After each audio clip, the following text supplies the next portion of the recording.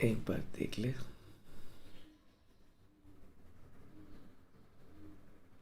Hello बच्चों, क्या हाल चाल, कैसे हैं आप लोग सब। I hope all of you are doing amazing and मस्त चल रही है आपकी प्रिपरेशन। मस्त कॉस्टिंग का एग्जाम हुआ है, ठीक है। और आज हम लोग आ गए हैं ऑडिट की क्लास में। सबसे पहले मैं अपने आपको इंट्रोड्यूस कर दूं। मेरा नाम CS Shantam Gupta. I am a chartered accountant as well as a company secretary.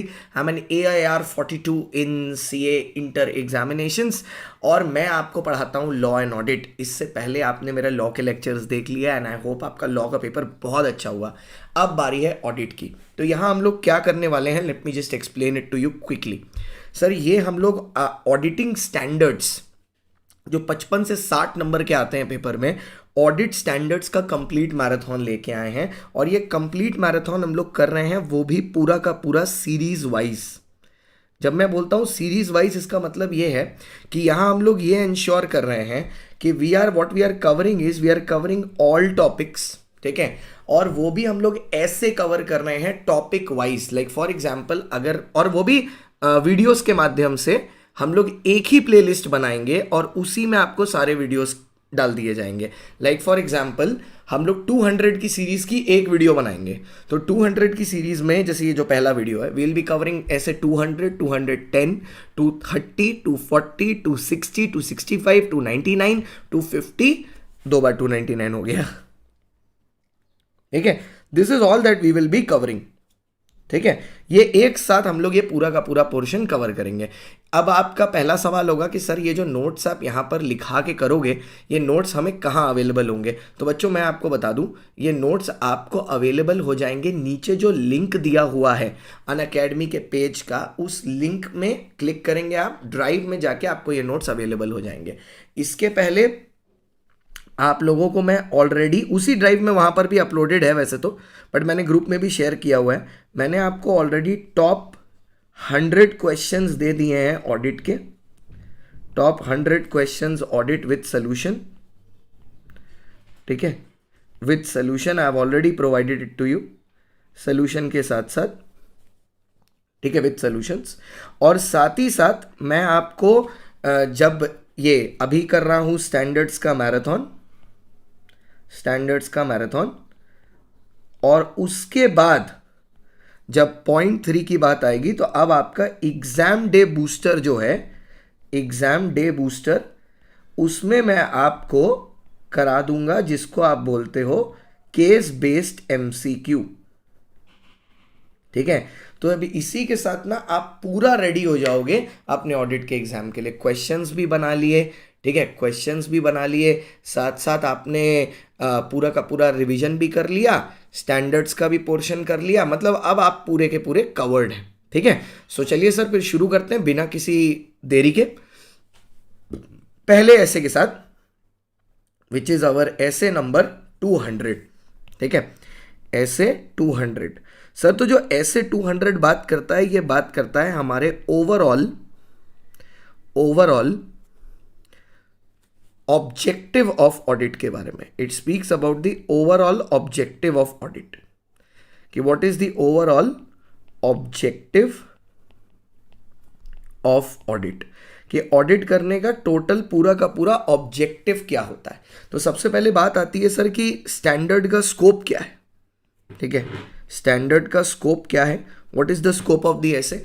तो स्टैंडर्ड बोलता है कि ये स्टैंडर्ड आपको बताता है एक overall objective plus responsibility, overall objective plus responsibility to be fulfilled by auditor, to be fulfilled by auditor. मतलब जो ऑडिटर को in the normal course of audit जो जो चीज़ें करनी है, ये पूरा स्टैंडर्ड बताता है कि वो चीज़ कैसे करनी है और क्या क्या करनी है। ये स्टैंडर्ड आपको साथ ही साथ NSO बताता है, nature, scope, NSO, and objective of audit. मतलब it covers the nature, it covers the scope and the objective of audit. This is one of the basic standard, और सबसे ज्यादा इंपॉर्टेंट स्टैंडर्ड है ये, क्योंकि सबसे ज्यादा क्वेश्चन इसी स्टैंडर्ड के अराउंड आते हैं, अराउंड इसके और ऐसे 500 के अलावा। मतलब इसको और ऐसे 500 के।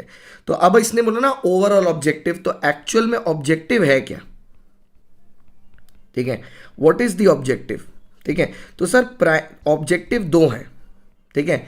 अगर मैं मेरे को कोई बोले ना कि what is the primary objective of audit, ठीक है, तो देखो सर प्राइमरी ऑब्जेक्टिव तो एक ही है, to express an opinion, to express opinion on financial statements of an entity.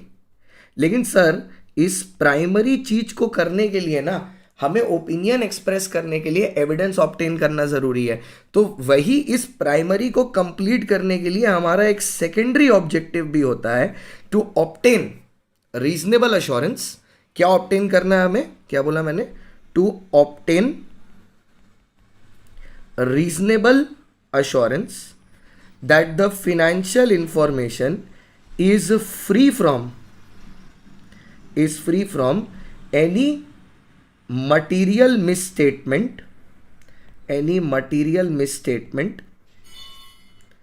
which is arising due to fraud and error, arising due to fraud and error। कि अगर आपके जो फिनेंशियल इंफॉर्मेशन है उसमें कोई भी इंफॉर्मेशन ऐसी नहीं है which is arising due to, मतलब कुछ भी ऐसा मिस स्टेटमेंट नहीं है जिसकी वजह से हमारे ओपिनियन को फर्क पड़े। ये सब हमको शायद ये बच्चों को अब तक तो याद होना चाहिए कि हम लोग ऐसे ऑडिट में सिर्फ रीजनेबल अश्योरेंस ही दे पाते हैं, हम लोग कंप्लीट एब्सोल्यूट अश्योरेंस दे नहीं पाते due to the inherent limitations of audit. अब क्योंकि इसने ऑब्जेक्टिव बता दिया कि हमारा ऑब्जेक्टिव है primary to express an opinion on financial statement और सेकेंडरी है कि रीजनेबल अश्योरेंस ऑब्टेन करना, तो ये हमें ये भी बताता है कि इन कोर्स ऑफ ऑडिट, जो ऑडिट होता है, ऑडिट के कोर्स में जो ऑडिटर है, ठीक है, जो ऑडिटर है उसको कुछ बातों का ध्यान रखना है। There are certain things he needs to ensure. सबसे पहले क्या है कि सर ये ऑडिटर एथिकल रिक्वायरमेंट्स को मान रहा होना चाहिए, ठीक है, मतलब जो एथिक्स वगैरह हैं फील्ड में, जो चैप्टर नंबर 11 वो एथिकल रिक्वायरमेंट्स को मान रहा होना चाहिए। ये auditor at all points of time professional scepticism maintain कर रहा होना चाहिए। Sir what is professional scepticism, शक करने की आदत, ठीक है, क्योंकि अगर शक नहीं करेंगे तो ओवर रिलायंस हो जाएगा, तो ओवर रिलायंस नहीं रखना है, तो उसको एथिकल रिक्वायरमेंट्स पूरी करनी होती है, प्रोफेशनल स्केप्टिज्म रखना पड़ता है, ठीक है। उसके बाद बहुत ज़्यादा जरूरी है प्रोफेशनल बिहेवियर, ठीक है, मतलब बायसनेस नहीं होनी चाहिए, प्रोफेशनल बिहेवियर मेंटेन करना चाहिए eight all points of time. कोई भी स्टैंडर्ड्स वगैरह कंप्लायंस है कि नहीं कंपनी के द्वारा, ये देखने के लिए। और last but not the least, the auditor shall obtain sufficient and appropriate audit evidence, sufficient and appropriate audit evidence। तो ये इसकी हो जाती हैं, क्या बोलते हैं, ऑडिट करते टाइम की रिक्वायरमेंट्स कि ऑडिटर को इंश्योर करना है। अब एक चीज ये आती है कि जब ऑडिटर ये कर रहा है, ठीक है, इसके अलावा एक और पॉइंट है इसमें जो सबसे ज्यादा हाईलाइट वाला है, कंप्लायंस विथ ऑडिटिंग स्टैंडर्ड्स। देखो sir eight all points of time auditor को स्टैंडर्ड से तो कंप्लाई करना ही है, जो किसने बनाए हैं, जो ICAI ने बनाए हैं, वो स्टैंडर्ड्स को तो फॉलो करना ही है। और कौन से स्टैंडर्ड्स को फॉलो करना है, he has to comply with relevant SAs. देखो सर हर एक केस में हर ऐसे रेलेवेंट नहीं होगा, एवरी केस में हर एक ऐसे रेलेवेंट नहीं होगा, बट जितना रेलेवेंसी हो सकती है उतना रेलेवेंसी उसको मेंटेन करना है हर ऐसे में, ठीक है, हर ऐसे में जितना रेलेवेंसी हो सकती है। ऐसे कभी कभार क्या होता है, एंटिटी के पास इन्वेंट्री है ही नहीं, तो फिर वैसे केस में फिजिकल वेरिफिकेशन और इन्वेंट्री का वेरिफिकेशन करने का कोई लॉजिक नहीं बनता। So the auditor needs to ensure that it complies with relevant SA. अच्छा, if any essay is not relevant, अगर कोई ऐसे रेलेवेंट नहीं है तो ऐसे केस में ऑडिटर को क्या करना है, उसको उस बात को डिस्क्लोज करना है इन ऑडिट रिपोर्ट। उसको अपनी ऑडिट रिपोर्ट में ये बताना पड़ेगा कि भैया ये रेलेवेंट नहीं है हमारे लिए, ठीक है। अच्छा, at the same time if auditor departs from any ऐसे, डिपार्ट्स फ्रॉम एनी ऐसे, अगर ऑडिटर किसी ऐसे से डिपार्ट करता है, मतलब बोलता नहीं ये नहीं करना, इसमें जो लिखा है वो मैं नहीं फॉलो करूंगा, कुछ और फॉलो करना चाहिए, तो फिर इस केस में ऑडिटर को रीजंस भी बताने पड़ेंगे, रीजंस फॉर डिपार्चर। ये थोड़ा थोड़ा वैसे नहीं लग रहा है जैसे AS1 है, थोड़ा थोड़ा वैसे नहीं लग रहा, तो उसको रीजंस भी बताने पड़ेंगे कि आखिरकार why is he departing, why is he departing from such an SA, ठीक है, क्यों कर रहा है वो, ये रीजन फॉर डिपार्चर क्या है, ठीक है। अच्छा, तो रीजन बताना पड़ेगा और उसका इफेक्ट बताना पड़ेगा। और एक बहुत ही इंपॉर्टेंट पॉइंट जो मैं बॉक्स आउट करके बताना चाहूंगा आपको,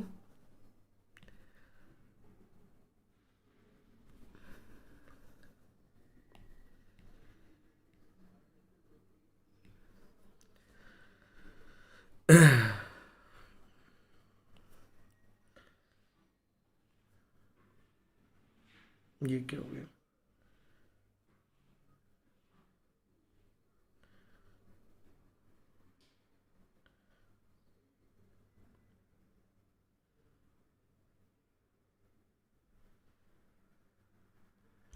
हाँ, तो ये एक इंपॉर्टेंट पॉइंट है जो मैं आपको बॉक्स आउट करके बताना चाहूंगा। If auditor is not able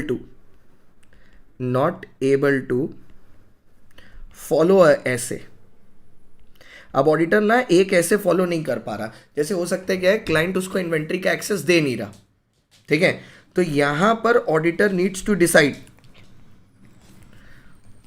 auditor to decide,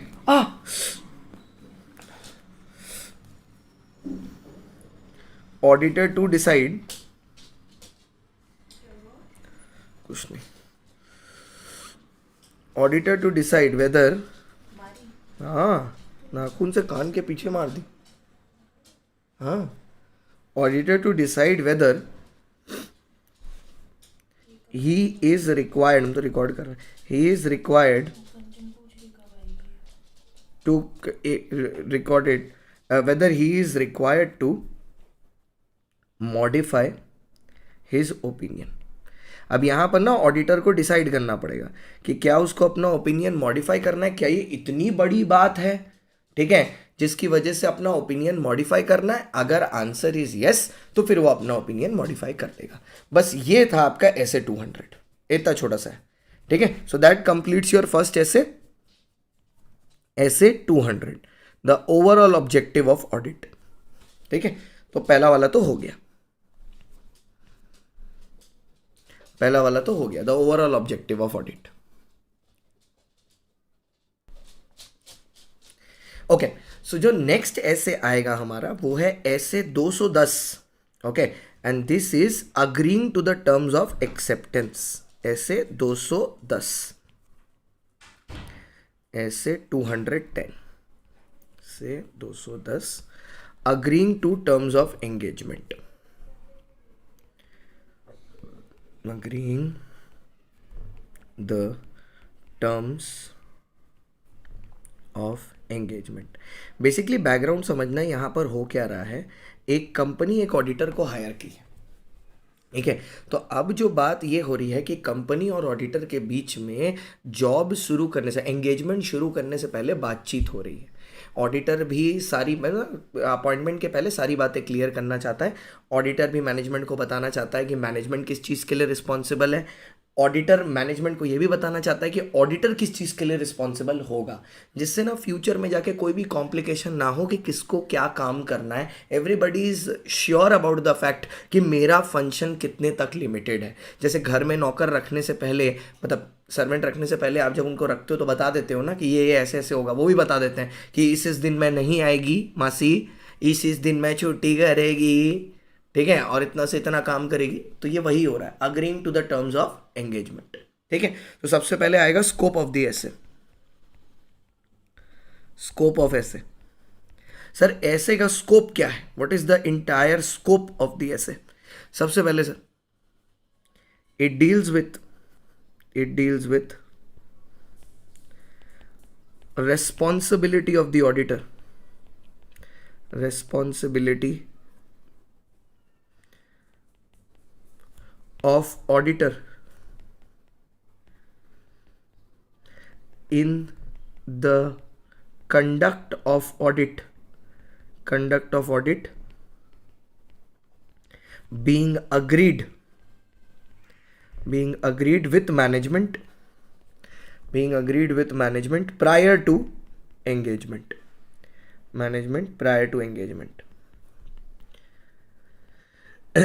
मतलब यहां पर ये समझ लेना सर, ये जो अग्रीमेंट हो रहा है ना, ये एक तरीके से ऑफर लेटर है। ये अग्रीमेंट सक्सेसफुल होगा तो हायरिंग होगी, जब दोनों लोग सेम थिंग में सेम सेंस में अग्री करेंगे। जैसे फ्री कंसेंट करके पढ़ते थे ना, तो जब two people will agree on the same thing in the same sense, तभी कॉन्ट्रैक्ट आगे बढ़ेगा, otherwise it will not happen. So it's a responsibility of the auditor to ensure कि वो पहले अपने टर्म्स ऑफ एंगेजमेंट पूरा क्लियर कर ले कि क्या चाहिए क्या नहीं चाहिए। ठीक है, क्या चाहिए क्या नहीं चाहिए पहले ही क्लियर कर ले। ओके, चलो सर,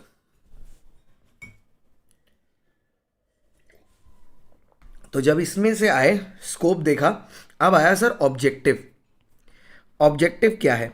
ऑब्जेक्टिव बेसिकली ऑडिट का ये है कि प्री कंडीशंस के ऊपर हमको असेसमेंट चाहिए। ठीक है, ऑडिटर को चाहिए that management accepts responsibilities about pre condition. मतलब ऑडिट में एंटर करने से पहले कुछ ऐसी बातें होती हैं जो कंप्लीट हो जानी चाहिए। तो ये यही बात कर रहा है कि वेदर मैनेजमेंट उस प्री कंडीशन से अग्री कर रहा है कि नहीं। अब ये चीजें क्या है सर? ठीक है, दो चीजें हैं सर, पॉइंट 1 पॉइंट 2, ज्यादा नहीं, दो चीजें हैं। एक सर, पहली कि मैनेजमेंट का काम है, management is responsible to prepare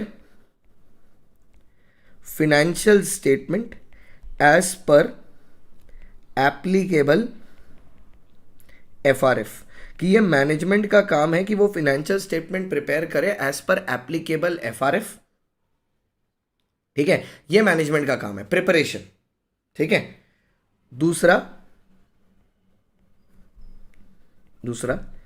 access to all information. ये ऑडिटर को सारी की सारी इंफॉर्मेशन देंगे, प्लस अनरिस्ट्रिक्टेड एक्सेस। मतलब कोई भी उसको अगर कंपनी के ब्रांच ऑफिस में जाना है, कहीं जाना है, तो उसके ऊपर एक्सेस मतलब अनरिस्ट्रिक्टेड एक्सेस लगाएंगे, कोई भी कंट्रोल नहीं करेंगे। अब ये क्या हुआ पता है? ये हुआ यहां पर ऑडिटर इंफॉर्म कर रहा है मैनेजमेंट को कि मेरे को इन दोनों चीजों पर आपका कंसेंट चाहिए, तभी फिर आगे की बात करेंगे, वरना आगे बात होगी ही नहीं। मेरे को आपके इन चीजों में कंसेंट चाहिए। ठीक है, लेट्स से मैनेजमेंट ने कंसेंट दे दिया, अब क्या होगा? Auditor to verify. अब ऑडिटर क्या करेगा? ऑडिटर वेरीफाई करेगा, क्योंकि उसका काम ही वेरिफिकेशन का है। Auditor verify whether 1 and 2 exist. मतलब ऐसा तो नहीं कि मैनेजमेंट ने सिर्फ ये बात ऐसे ही बोल दी है, ठीक है, कि हाँ ठीक है हम आपको अनरिस्ट्रिक्टेड एक्सेस दे देंगे, सारी इंफॉर्मेशन दे देंगे। अब ऑडिटर ये देखना चाहता है कि जो इन्होंने बोला है कि दे देंगे, उनमें से कितनी बातें ये एक्चुअली कंप्लाई कर रहे हैं, क्योंकि वो बहुत ज़्यादा ज़रूरी है। Until and unless they are complying actually, बोल भी देने से क्या ही फर्क पड़ता है, तो हमको ये पता करना है whether they are agreeing to it और नॉट। ठीक है, तो अब बात आती है कि ऑडिटर वेरीफाई करेगा। अब ऑडिटर ये वेरिफिकेशन कैसे करेगा? सबसे पहले ऑडिटर को खुद क्या करना पड़ेगा? Determine the FRF। उसको खुद ये समझना पड़ेगा कि ऑर्गेनाइजेशन के ऊपर कौन सा एफआरएफ लगता है। जैसे फॉर एग्जांपल अगर मैं एक लिस्टेड बैंक एचडीएफसी का ऑडिट कर रहा हूँ तो उसमें को फॉरेक्स मैनेजमेंट भी समझना है क्योंकि फॉरेन करेंसी के साथ डील करते हैं, आरबीआई एक्ट को भी समझना है, कंपनीज एक्ट को भी समझना है, आरबीआई गाइडलाइंस को भी समझना है। तो ये समझ में आ जाएगा कि उनके लिए एक्चुअली एफआरएफ है कौन सा। ठीक है, तो ऑडिटर पहले डिटरमाइन करेगा एफआरएफ, उसके बाद check management's understanding of FRF. अब ऑडिटर ये चेक करेगा कि मैनेजमेंट ने मेरे को बोल तो दिया कि वो एफआरएफ को फॉलो करते हैं, बट क्या वो सच में एफआरएफ को फॉलो करते हैं, इसकी अंडरस्टैंडिंग ऑब्टेन करेगा कि मैनेजमेंट ने अपने फाइनेंशियल स्टेटमेंट में एफआरएफ एक्चुअली में फॉलो किया है कि नहीं। ठीक है, अब तुम सोच रहे होगे सर कि ये कैसे पता चलेगा ऑडिटर को। मैं बताता हूं ना, क्या टेंशन है, मैं बताता हूं। इसके लिए ऑडिटर क्या करेगा पता है, जो TCWG होता है ना, दोस्त चार्ज्ड विद गवर्नेंस, इनके साथ मीटिंग करेगा। इस मीटिंग के निष्कर्ष से उसको समझ में आ जाएगा कि मैनेजमेंट कितनी सीरियस है टुवर्ड्स दिस और मैनेजमेंट को खुद कितनी समझ है इस अग्रीमेंट की। ठीक है, अब आप अगर समझो तो the basic idea behind this ऐसे इज कि पहले बातचीत कर लो, ठीक है, जिससे पहले ही क्लियर हो जाएगा कि मैनेजमेंट कोई रिस्ट्रिक्शन लगा रहा है कि नहीं आपके ऊपर। क्योंकि अगर मैनेजमेंट ऑडिटर के स्कोप पर, अब यहां पर आता है if there is limitation on scope of audit. अब क्या हुआ है, मैंने ऑडिट करना शुरू करने से पहले ही हम इन बातों के बारे में पहले क्लियर क्यों हो जाते हैं, जिससे हम ये जानना चाहते हैं कहीं मेरे स्कोप पर कोई लिमिटेशन तो नहीं एज एन ऑडिटर। क्योंकि अगर है तो मेरे को फिर उस हिसाब से प्रोसीड करना पड़ेगा ना कि whether is there, if there is any limitation on my scope और नॉट। ठीक है, so let's say if limitation present, अगर लिमिटेशन प्रेजेंट है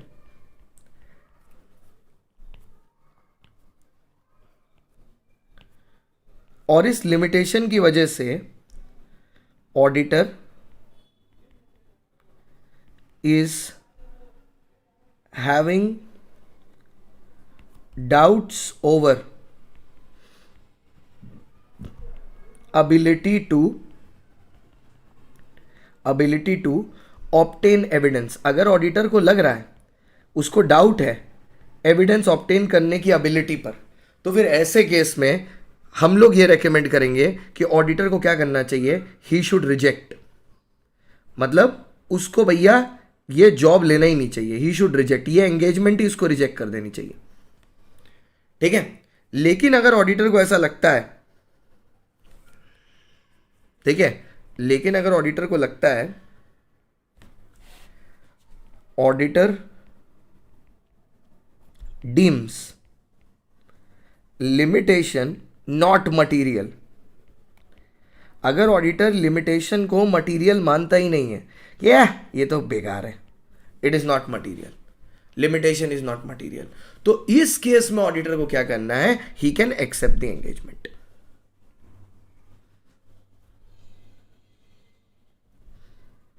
एक्सेप्ट एंगेजमेंट।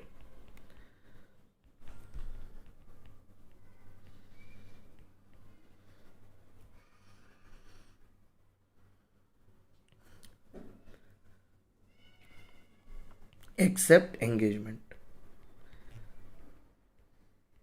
सर पता है क्या, ऐसा भी तो हो सकता है ना सर, क्या सर बेटा, कि मान लो पहले कोई लिमिटेशन नहीं थी and during the course of audit limitation is introduced, मतलब क्लाइंट बीच में लिमिटेशन इंट्रोड्यूस कर रहा है, देन तब क्या होगा उस केस में, चलो देखते हैं।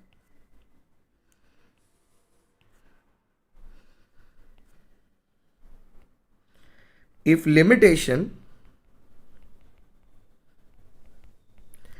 इंट्रोड्यूस्ड ड्यूरिंग ऑडिट, अब ऑडिट करते दौरान लिमिटेशन आ गई तो क्या होगा, फिर से वही चीज, अब ऑडिटर सोचेगा same, alternative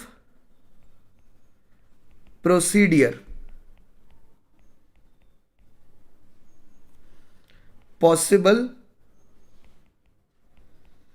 not possible. Auditor बोलेगा ऑल्टरनेट प्रोसीडियर पॉसिबल है या नहीं है, एविडेंस ऑब्टेन,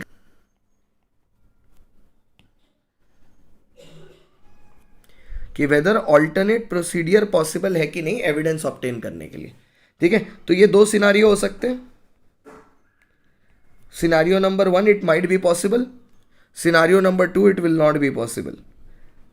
अगर नॉट पॉसिबल है तो डिस्क्लेमर दो कि भैया मैं ओपिनियन नहीं ले पा रहा और विड्रॉ कर लो TCWG को इन्फॉर्म करके, और वहाँ याद रखना और नोटिस भी दे देना ना, 50,000 रुपये का फाइन लग जाएगा ऑडिटर के विड्रॉल पर। ठीक है, और नोटिस देनी पड़ती है ना, उस पर क्वेश्चन भी आया था इस बार कि ऑडिटर विड्रॉ करेगा, MCQ आया ना लॉ में कि ऑडिटर विड्रॉ करेगा तो नोटिस भी बिना कर दिया तो पेनल्टी कितनी होगी, तो नोटिस दे के करना। ठीक है, तो डिस्क्लेमर करके ही विल विड्रॉ। अगर alternative procedure is possible, obtain evidence and evaluate reasons of limitation. मतलब यहां पर ऑडिटर क्या करेगा, ऑडिटर देखो सबसे पहले क्लाइंट ने बोला कि अब आप ये नहीं कर सकते, तो मैं ऑडिटर हूं, मैं पहले बोलूंगा यार पहले तो आपने नहीं बोला था, पहले तो आपने बोला था कि अलाउड है कि मैं ब्रांच में भी जाके इन्वेंट्री वेरीफाई कर सकता हूं, थर्ड पार्टी के पास भी जा सकता हूं, तो अभी आप मेरे को थर्ड पार्टी के जाने के पास क्यों रोक रहे हो। ठीक है, वो रीजन बताएगा, मैं इवैल्यूएट करूंगा, मैं देखूंगा ठीक है चलो रीजन जस्टिफाइड है, मेरे ऑल्टरनेटिव प्रोसीडियर बन रहे हैं, ठीक है कर लूंगा। अगर ऑल्टरनेटिव प्रोसीडियर मेरे नहीं बन रहे तो मैं क्या करूंगा, उस केस में मैं रिपोर्ट क्वालिफाई करके आउट मूव कर जाऊंगा कि नहीं करना मेरे को काम, नहीं हो पाएगा। ठीक है, अच्छा जो एंगेजमेंट लेटर होता है ना बेटा, जो एंगेजमेंट लेटर होता है, जिस यहां पर एक बार नोट की तरह डाल देता हूं, जो एंगेजमेंट लेटर होता है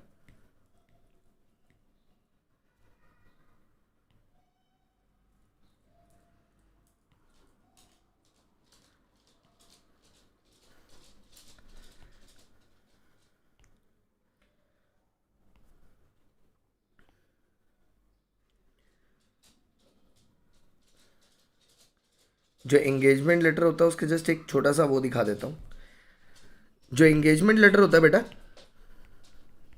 एंगेजमेंट लेटर, उसमें क्या क्या चीजें होती हैं सर, उसमें ना बहुत क्लियर कट लिखा होता है। सबसे पहला objective and scope of audit, कि क्या ऑब्जेक्टिव है क्या स्कोप है ऑडिट का। दूसरा ऑडिटर की रिस्पॉन्सिबिलिटी, मैनेजमेंट की रिस्पॉन्सिबिलिटी, ऑडिटर क्या करेगा मैनेजमेंट क्या करेगी, ऑडिटर क्या करेगा मैनेजमेंट क्या करेगी। FRF आइडेंटिफाइड, ऑडिटर बता देता है देखो मेरे हिसाब से ये FRF होना चाहिए, मैनेजमेंट ने जो बताया उसके हिसाब से। और लास्ट में content and form of audit report. जब बैंक का जब होता है ना, तो बैंक का ऑडिट रिपोर्ट थोड़ा अलग होता है, वो long form audit report use करते हैं, तो जिसका तुम जिस हिसाब से ऑडिट रिपोर्ट कर रहे हो वो तुम एंगेजमेंट लेटर में बता देना कि ऐसा है या वैसा है। ठीक है, ये एक सेगमेंट हुआ इस ऐसे का। इस ऐसे के अंदर एक और सेगमेंट आता है रेकरिंग ऑडिट। रेकरिंग ऑडिट कि मतलब देखो सर हमें तो पता है ना कि एक ऑडिटर एक कंपनी का ऑडिट 5 साल तक कर सकता है अगर इंडिविजुअल है तो, और अगर फर्म है तो 10 साल तक। तो अभी बात हम लोग यही कर रहे हैं कि अगर रेकरिंग ऑडिट है तो क्या वापस से एंगेजमेंट लेटर जरूरी है या नहीं है। ठीक है, सो यहां पर ऑडिटर को यह चीज असेस करना पड़ेगा। ठीक है, इसमें आता है weather engagement letter is needed,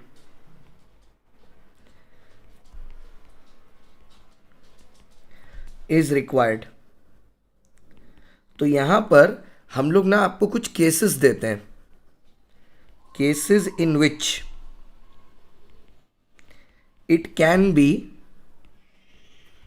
required. कौन से ऐसे केसेस होते हैं जिस केस में एंगेजमेंट लेटर की वापस ज़रूरत पड़ सकती है, कि मतलब देखने से ऐसा लगता है कि हाँ यहाँ पर एंगेजमेंट लेटर ज़रूरी था या ज़रूरी हो सकता है. कौन सा केस है सर? पहला, change in ownership. Sir significant change in ownership हो गया है, ठीक है, ओनरशिप या मैनेजमेंट में बहुत सिग्निफिकेंट चेंज हो गया है, पूरे बोर्ड में चीज़ें बदल गई हैं जिसकी वजह से हमको ये चेंज उठाना पड़ रहा है. दूसरा, चेंज इन स्कोप. सर अगर ऑडिट का स्कोप ही चेंज हो गया है, पहले जो काम कर रहा था और अभी जो काम कर रहा है उसका स्कोप ही चेंज हो गया, तो हमको कंटेंट रिवाइज कराना पड़ेगा. FRF change. सर जो लीगल कंप्लायंसेस हैं वो चेंज हो गई हैं, सेबी के सीडीआर रूल्स चेंज हो गए हैं, तो उसके हिसाब से हमारा एफआर भी चेंज होगा, एफआरएफ चेंज हो जाएगा. Management might have misunderstood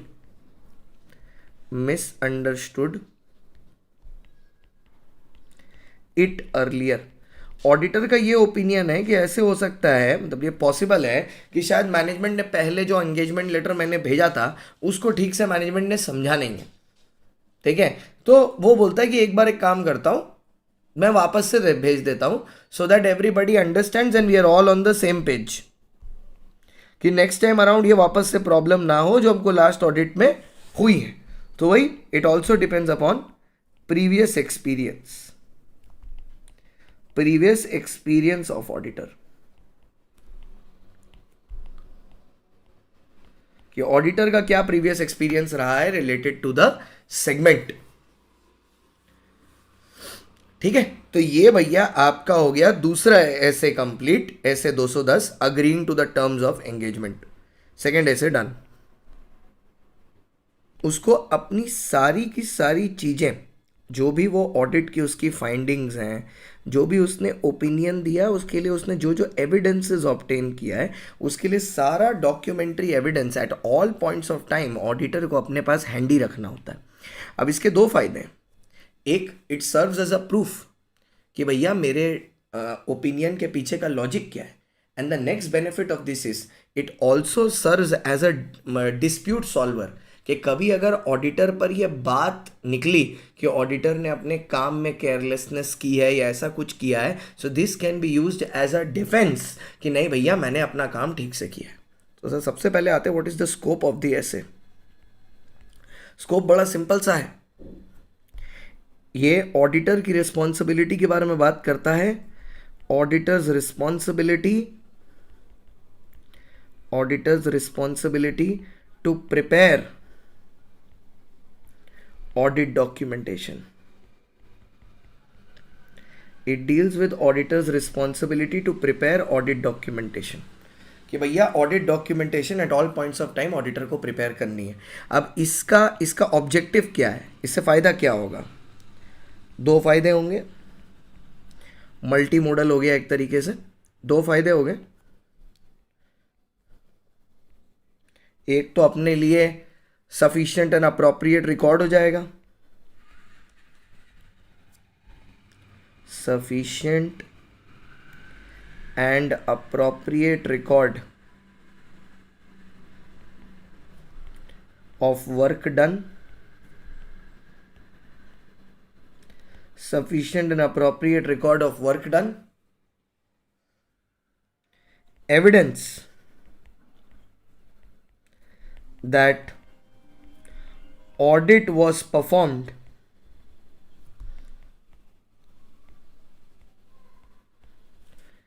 as per standards, कि भैया एक ये इस चीज़ का प्रूफ हो जाएगा कि ऑडिटर को दिखा देगा कि भैया देखो मैंने पूरा ऑडिट जो परफॉर्म किया है वो एज पर स्टैंडर्ड्स किया है, उसका प्रूफ हो गया. दूसरा, हर एविडेंस ऑब्टेन का प्रॉपर रिकॉर्ड हो गया. तो एक तो रिकॉर्ड भी बन गया, और दूसरा that the standards have been performed with logic. As per SAs. तो रिकॉर्डिंग भी हो गई, प्रूफ भी बन गया, दोनों चीज हो गई। ठीक है। अच्छा, अभी इस टॉपिक में ना कुछ डेफिनेशंस आती हैं। जैसे जब मैं ऑडिट डॉक्यूमेंटेशन के बारे में बात करूंगा, उसका मतलब होता है all records which are related to audit. उसके बाद जब ये सारे रिकॉर्ड्स को कंपाइल करके एक फाइल में डाला जाता है टुवर्ड्स द ईयर एंड, मतलब मान लो ऐसे सब पेपर्स वगैरह हैं, उसको कंबाइन करके एक फाइल में जब आप पुट इन करते हो तो वो बन जाता है ऑडिट फाइल। जब मैं एक्सपीरियंस्ड ऑडिटर की बात करूंगा तो यहाँ पर एक्सपीरियंस्ड ऑडिटर का मतलब होगा वो ऑडिटर जिसको काफ़ी नॉलेज है related to the auditing process. ठीक है, उसने काफ़ी समय से ऑडिट कर रखा है। अब ये डेफिनेशंस कहाँ काम आने वाली हैं अभी आप थोड़ी देर में देखेंगे।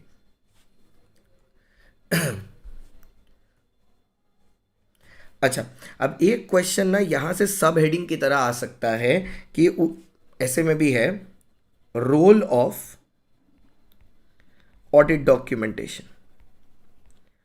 सर एक रोल तो आपने बताया कि प्राइमरी तो है ही रोल, और रोल ऑफ ऑडिट डॉक्यूमेंटेशन, कि what is the role of audit documentation.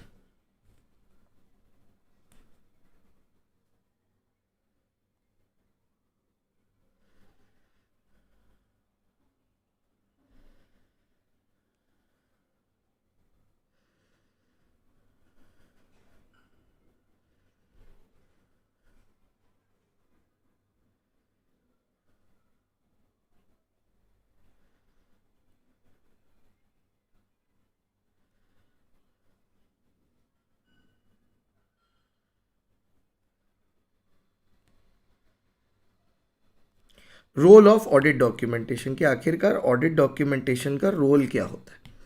ठीक है, तो यहां पर सर एक तो प्राइमरी आ जाएगा। तो प्राइमरी रोल तो बड़ा सिंपल है कि प्राइमरी में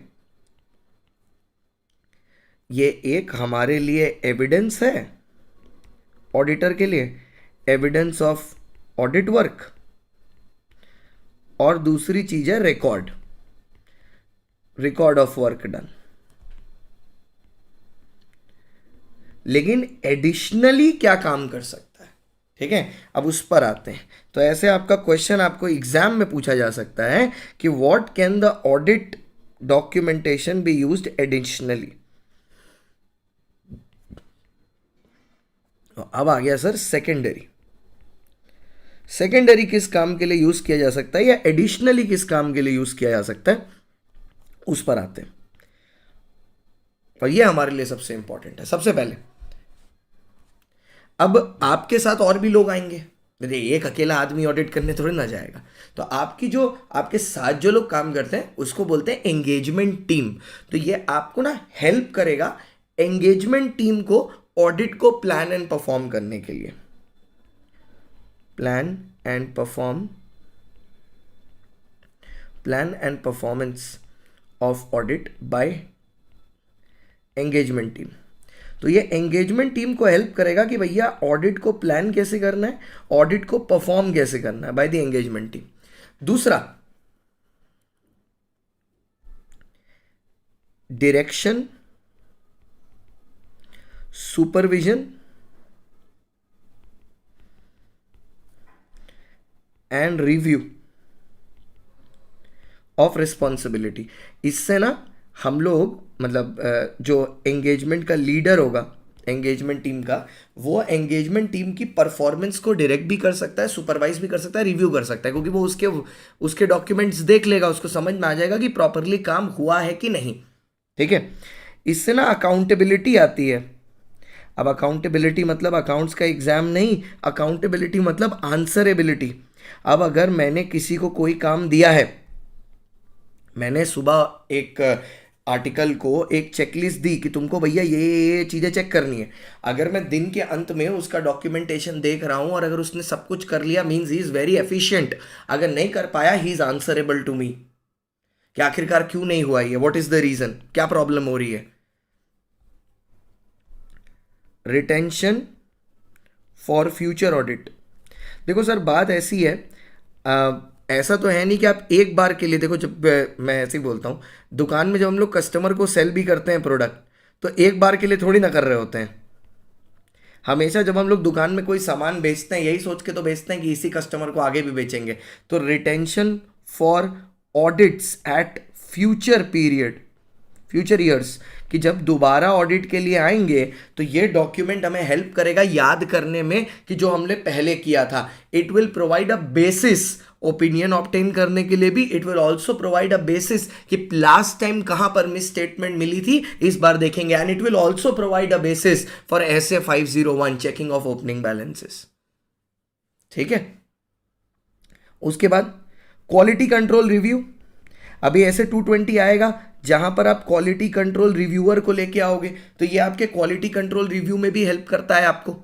ठीक है, क्वालिटी कंट्रोल रिव्यू में भी हेल्प करता है कि उसको मदद मिल जाएगी अंडर SQC1 एंड SA 220 जो रिव्यूअर आप लेके आ रहे हो, ये देखने में कि किस क्वालिटी का काम हुआ है, क्योंकि आजकल ये सब बहुत मैटर करता है। Enable external investigation. मान लो आपने किसी एक कंपनी का ऑडिट किया, आज सेबी ने उसके ऊपर इन्वेस्टिगेशन खोल दी, तो आपके जो डॉक्यूमेंटेशन है ना, they can provide help to SEBI in their investigation process. So your documentation can also be used for that as well. ठीक है सर, अब बात आती है, अगला सब हेडिंग आता है time for preparation. Time for preparation plus retention, कि कितने टाइम तक इसे रखना है। अब देखो सर, रिटेंशन पर ना अलग अलग जगह पर अलग अलग डेटा दिया हुआ है। ठीक है, मैंने बहुत जगह से चेक किया, बहुत जगह से वेरीफाई करने की कोशिश की। कोई बोल रहा है 5 साल, कोई बोल रहा है 7 साल, कोई बोल रहा है 10 साल। So the actual data which ICAI identifies is for the period of preparation and retention is audit report hand over करने से 60 दिन के अंदर अंदर, इन हाउ मेनी डेज, 60 दिन के अंदर अंदर, with in 60 days of audit report, with in 60 days of audit report, audit documentation should be ready. Audit documentation should be ready.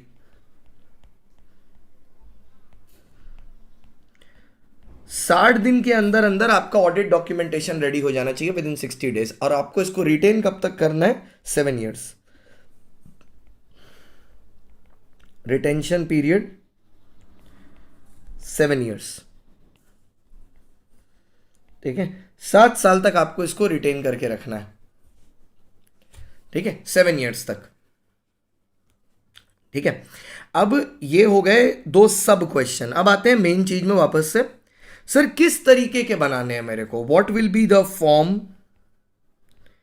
What will be the content and what will be the extent of audit documentation. Word का मतलब समझना, form का मतलब है किस तरीके से, ठीक है, फॉर्मेट क्या होगा। एक्सटेंट, कंटेंट का मतलब है कि उसके अंदर क्या होगा, और एक्सटेंट का मतलब है अप टिल व्हाट डेप्थ। ठीक है, तो इसी में ये चीज बोलता है कि हमको इतना डेप्थ में बनाना है that it will enable an experienced auditor to evaluate the work. ठीक है, इतना अच्छा बनाना है कि एक एक्सपीरियंस्ड ऑडिटर अंडरस्टैंड कर सके। क्या अंडरस्टैंड कर सके? क्योंकि अगर वो अंडरस्टैंड नहीं करेगा तो तुम्हारा क्वालिटी कंट्रोल रिव्यू कैसे होगा, समझ रहे हो? तो इस तरीके का बनाना है कि वो आदमी अंडरस्टैंड कर सके NTE of audit procedure, nature, time and extent of audit procedure NTE,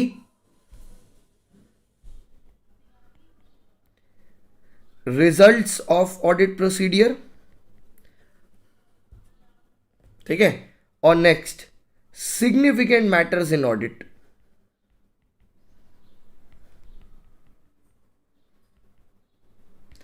significant matters in audit। Audit में कौन कौन से सिग्निफिकेंट मैटर है? देखिए, nature, time and extent of audit procedure, results of audit procedure, significant matters in audit, ये सारी चीजें। ठीक है, तो बेसिकली बात ये है कि एक इस लेवल का आपको बनाना है ऑडिट डॉक्यूमेंटेशन कि एक एक्सपीरियंस्ड ऑडिटर आपका नेचर टाइम एंड एक्सटेंड समझ सके, आपके रिजल्ट समझ सके और सिग्निफिकेंटली क्या चीजें ऐड हुई हैं उसको आइडेंटिफाई कर सके। ठीक है, वो आइडेंटिफाई कर सके।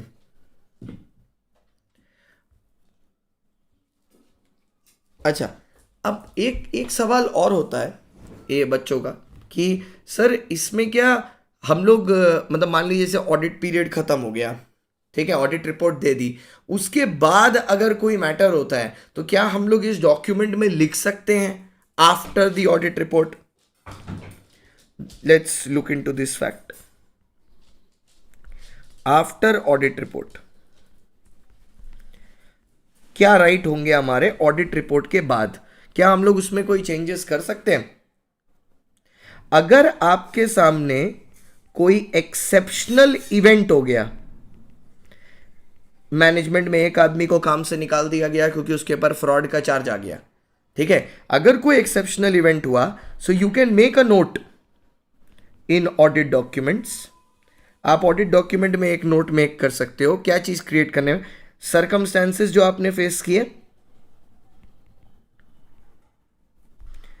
मतलब क्या हुआ था ऐसा, ठीक है, उसके ऊपर क्या आपने कोई न्यू ऑडिट प्रोसीडियर इंप्लीमेंट किया? क्योंकि देखो सर अब ऑडिट रिपोर्ट तो चेंज हो नहीं सकती, वो तो चली गई। तो अगर क्या आपने उस चीज के बाद अब उसको फ्रॉड के लिए पकड़ा गया एक डायरेक्टर को, वन ऑफ द, तो क्या उसके बाद आपने कोई एडिशनल प्रोसीडियर किया? अब उस एडिशनल प्रोसीडियर को इफ एनी ऑडिट एविडेंस, क्या आपको कोई एडिशनल ऑडिट एविडेंस मिला इस प्रोसीडियर का? ठीक है, एंड हु मेड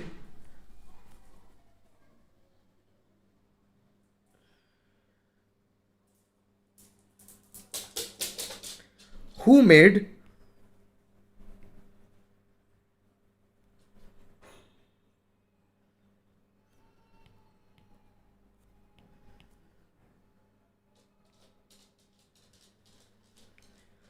और इसकी बात है कि कौन ऑडिट प्रोसीडियर चेंज किया? Who made the changes in the audit procedure? किसने किया? Who made the changes? Who was the person who was responsible for the changes? Who made it? किसने किया वो चेंज? ये बदलाव आखिरकार किया किसने? ठीक है, और ये सब करने के बाद सारे के सारे ऑडिट डॉक्यूमेंटेशन को हम उठा के एक फाइल में कंपाइल कर देते हैं, ठीक है, और वो फाइल हम रिटेन करते हैं। ठीक है, अच्छा एक चीज आती थी कि क्या ऑडिट डॉक्यूमेंटेशन क्लाइंट आपसे मांग सकता है? तो the answer is no, the auditor is not responsible to disclose it to the client, उसके खुद के डॉक्यूमेंटेशन, लेकिन वो चाहे तो कर सकता है, बट अपनी मर्जी से कर सकता है, क्लाइंट उसको फोर्स नहीं कर सकता। So that completes your SA 230 as well. Next करेंगे 240। सर तो ऐसा ही एक स्टेटमेंट लॉ में भी हुआ करता था, सेक्शन 143(12), जहां पर ऑडिटर की हम लोग बताते थे कि क्या रिस्पॉन्सिबिलिटी थी अगर 1 करोड़ या 1 करोड़ से कम का फ्रॉड रिपोर्ट करता है। तो उसी टेंजेंट में थोड़ा इसे भी समझना, ठीक है, ऐसे 240 auditors responsibility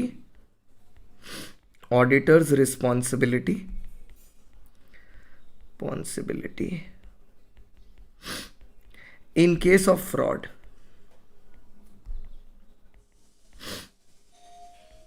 auditor's responsibility in case of fraud, कि ऑडिटर की क्या रिस्पॉन्सिबिलिटी है in case of fraud in financial statements. जैसे वहां पर बोलते थे ना, अगर 1 करोड़ या उसके ऊपर का फ्रॉड है तो सीधे जाके एमसीए को बताना है। तो अब यहां पर ऑडिटर की क्या रिस्पॉन्सिबिलिटी है, थोड़ा सा इसको चेकअप करते हैं, देखते हैं कि आखिरकार हम लोग ऑडिटर बाबू से क्या चाहते हैं।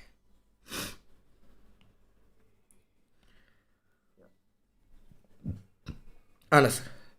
अच्छा एक चीज़ मैं और बोलूँगा, सिंस आपको तो जब ये रिकॉर्डेड कंटेंट अपलोड होगा तो सब होगा, तो एक बात याद रखिएगा, ये मेरा पर्सनल रिकमेंडेशन है कि जब आप ऐसे 240 करने जा रहे हो ना, उसके पहले आप ऐसे 315 और ऐसे 330 कर लेना, उसके बाद ऐसे ये वाला करना, क्योंकि इससे ना आपको एक पैटर्न समझ में आ जाएगा कि एक्चुअली मैं कहना क्या चाह रहा हूँ इस टॉपिक में, क्योंकि वो सबसे ज़्यादा ज़रूरी है समझना कि एक्चुअली टीचर का मीनिंग क्या है समझने का। और इसमें 315 330 आपको समझना पड़ेगा। 315 क्या है, अंडरस्टैंडिंग द एंटिटी, और 330 है रिस्क ऑफ असेसमेंट प्रोसीडियर। ठीक है, मतलब वहाँ पे आता है रैप, रिस्क असेसमेंट प्रोसीडियर। तो 315 में हम लोग पहले एंटिटी को समझते हैं, और 330 में हम लोग रिस्क असेसमेंट प्रोसीडियर करते हैं, एंटिटी के ऊपर जो एंटिटी ने बताया है उसको चेक करते हैं। ठीक है, तो आते हैं सर, सबसे पहले स्कोप में आते हैं। ऐसे का स्कोप क्या है? इट डील्स विथ, ये क्या चीज के साथ डील करता है? Deals with auditors responsibility,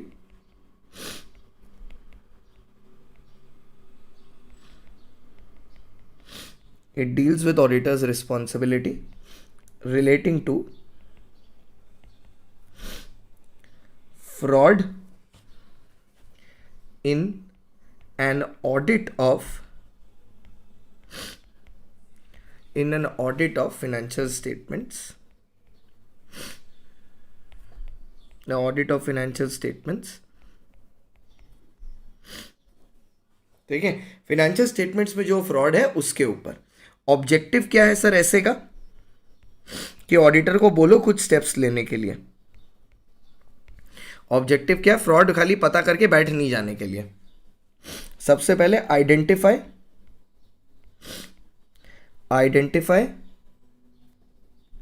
and assess ROM, risk of material misstatement. पहला काम है ऑडिटर को आइडेंटिफाई करना और असेस करना कि रॉम कैसा है। उसके बाद obtain sufficient and appropriate evidence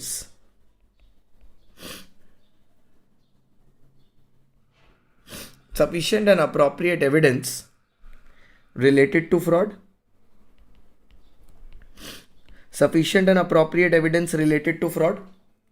कि भैया एक तो देखो ऑडिटर ने पहले आइडेंटिफाई किया, असेस किया कि रिस्क ऑफ मटेरियल मिसस्टेटमेंट, कि भैया फ्रॉड है कि नहीं। उसके बाद सफिशिएंट अप्रोप्रिएट एविडेंस ऑब्टेन किया रिलेटेड टू फ्रॉड। पहले आइडेंटिफाई, असेस किया, फिर एविडेंस ऑब्टेन किया, और लास्ट जो सबसे इंपॉर्टेंट है, रिस्पॉन्ड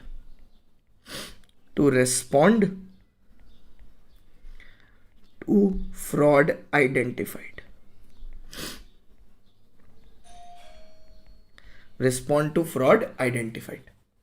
ठीक है। अच्छा सर, फ्रॉड और एरर दोनों में से ज़्यादा डर किसका रहता है? हमेशा याद रखना, दोनों में से ज़्यादा डर हमेशा फ्रॉड का रहता है, क्योंकि फ्रॉड क्या होगा, बहुत ही सोफेस्टिकेटेडली हिडन होगा। एरर क्या होती है ऑन दी अदर हैंड, वो बहुत ही अपेरेंट होती है, क्योंकि वो जानबूझ के नहीं की गई होगी, ठीक है, वो गलती से हुई होगी। सो वहाँ पर ना उसको खोजना बहुत आसान होता है। लेकिन जो फ्रॉड होता है वो बहुत ही सोची समझी साजिश होती है। So it is very difficult for an auditor to identify the fraud. ठीक है, तो उसमें खोजने में बहुत ही दिक्कत होती है, बिकॉज इट इज इंटेंशनल। ठीक है, यहाँ पे एक नोट की तरह लिख देता हूं, फ्रॉड इज सोफिस्टिकेटेडली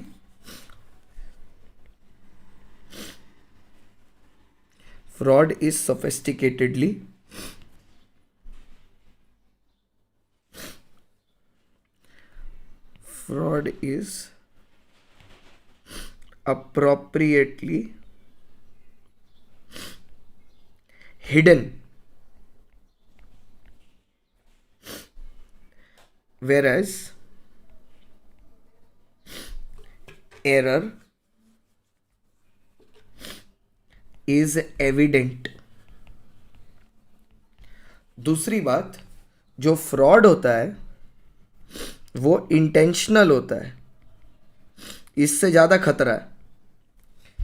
जो एरर है वो इंटेंशनल नहीं है, जो एरर है वो है अनइंटेंशनल। तो इससे रिस्क भी कम होता है, क्योंकि आदमी ने सोच समझ के थोड़ी ना छुपाया होगा इसको। ठीक है। अच्छा, लेकिन फ्रॉड एंड एरर आइडेंटिफाई करने के लिए, मतलब उसको खोज के निकालने के लिए, ऑडिटर को eight all points of time maintain करना होगा प्रोफेशनल स्केप्टिज्म, जो आपने ऐसे 200 में पढ़ा था, that the auditor has to maintain professional scepticism. ठीक है, अब क्या हुआ सर, मान लो सर फ्रॉड आइडेंटिफाई हुआ,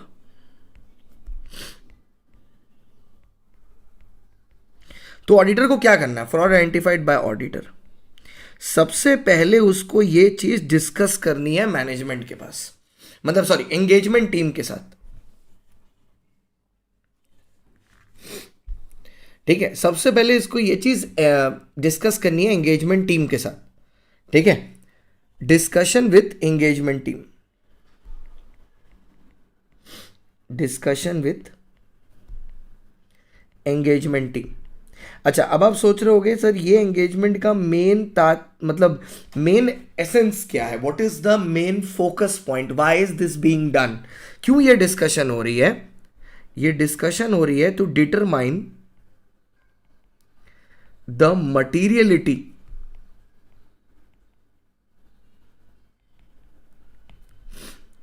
of the misstatement, to determine the materiality of the misstatement, कि भैया ये जो मिसस्टेटमेंट चल रहा है, जो बातें हो रही है, कितनी मटीरियल है,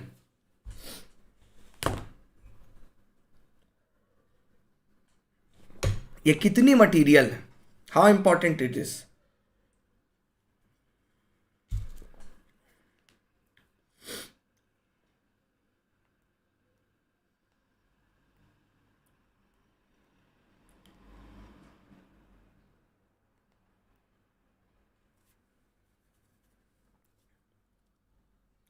ठीक है, तो कितनी मटेरियल है वे, ओके। तो अब ये डिस्कशन हो गया, पर ये आइडेंटिफिकेशन होता कैसे है, how is this done, how is this done, ये आइडेंटिफिकेशन होता कैसे है, क्या फ्रॉड ऑडिटर की गोद में आके गिर जाता है डायरेक्टली, नहीं ऐसा नहीं होता,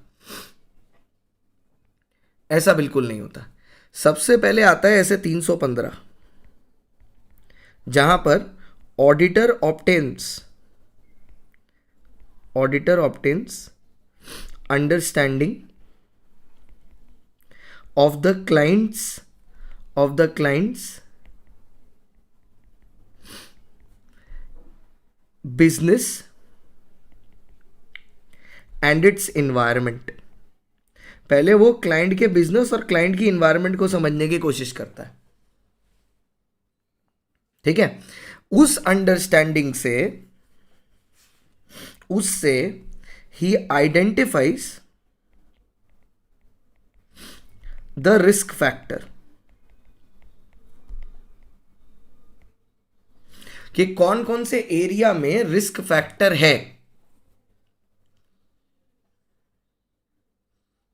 ठीक है, अब रिस्क फैक्टर में से ही identifies what is the risk of material misstatement. देखो सर, देखो गलतियां हो सकता है, फ्रॉड हो, लेकिन हर फ्रॉड हमारे लिए मटीरियल होगा ये जरूरी थोड़ी ना है।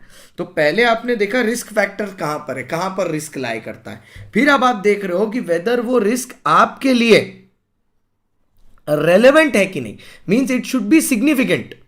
अगर वो सिग्निफिकेंट नहीं है तो कोई काम ही नहीं है हमारे लिए।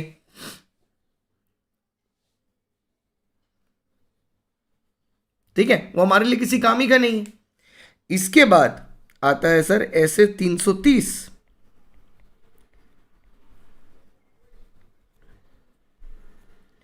Auditor shall perform audit procedures. अब वो क्या करता है, ऑडिट प्रोसीडियर परफॉर्म करता है,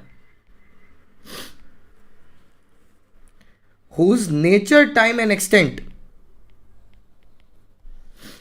are in relation to risk identified। मतलब समझ में आया गुरु, पहले क्या हुआ, पहले 315 किया, अंडरस्टैंड कर लिया एंटिटी को, उससे समझ में आ गया कि एंटिटी के कौन कौन से एरिया में रिस्क है, उस रिस्क से समझ लिया कि मटेरियल रिस्क कौन सा है, उस मटेरियल रिस्क के बेसिस पर अपना ऑडिट प्रोसीडियर डिजाइन किया, उसका एंटिटी डिजाइन किया, nature, time and extent, relation to risk identified. मतलब पहले देखो फिर समझो कौन सा मेरे लिए कितना इंपॉर्टेंट है। जैसे तुम लोग करता ना, पहले पूरा सिलेबस देखता है, फिर वेटेज देखता है कि कौन सा ज़्यादा हाईली वेटेज है, और जो हाईली वेटेज वाला होता है वो वाला तुम लिख, मतलब क्या बोलते हैं उसको, तुम ज़्यादा प्रैक्टिस करता है। तो बस वही है। तो ऑडिटर ने प्रोसीडियर किया। अब प्रोसीडियर करके क्या मिलेगा सर? Evidences, audit evidence. तो अब इस ऑडिट एविडेंस का करना है हम लोग को इवैल्यूएशन।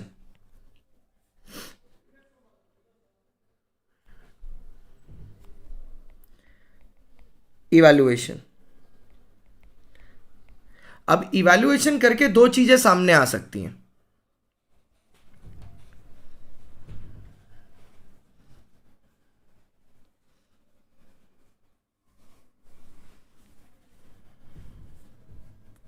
ठीक है, अगर उसको दिख रहा है मैनेजमेंट इज इन्वॉल्व्ड,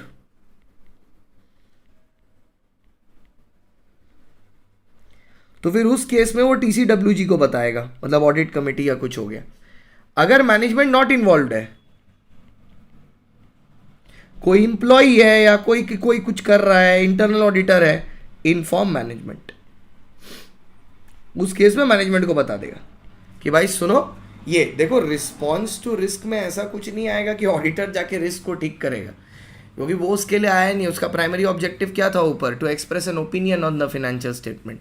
तो बेसिकली है क्या, ऑडिटर का काम यहां पर इतना है, मिस स्टेटमेंट आइडेंटिफाई किया, मैनेजमेंट को बताया, ठीक है।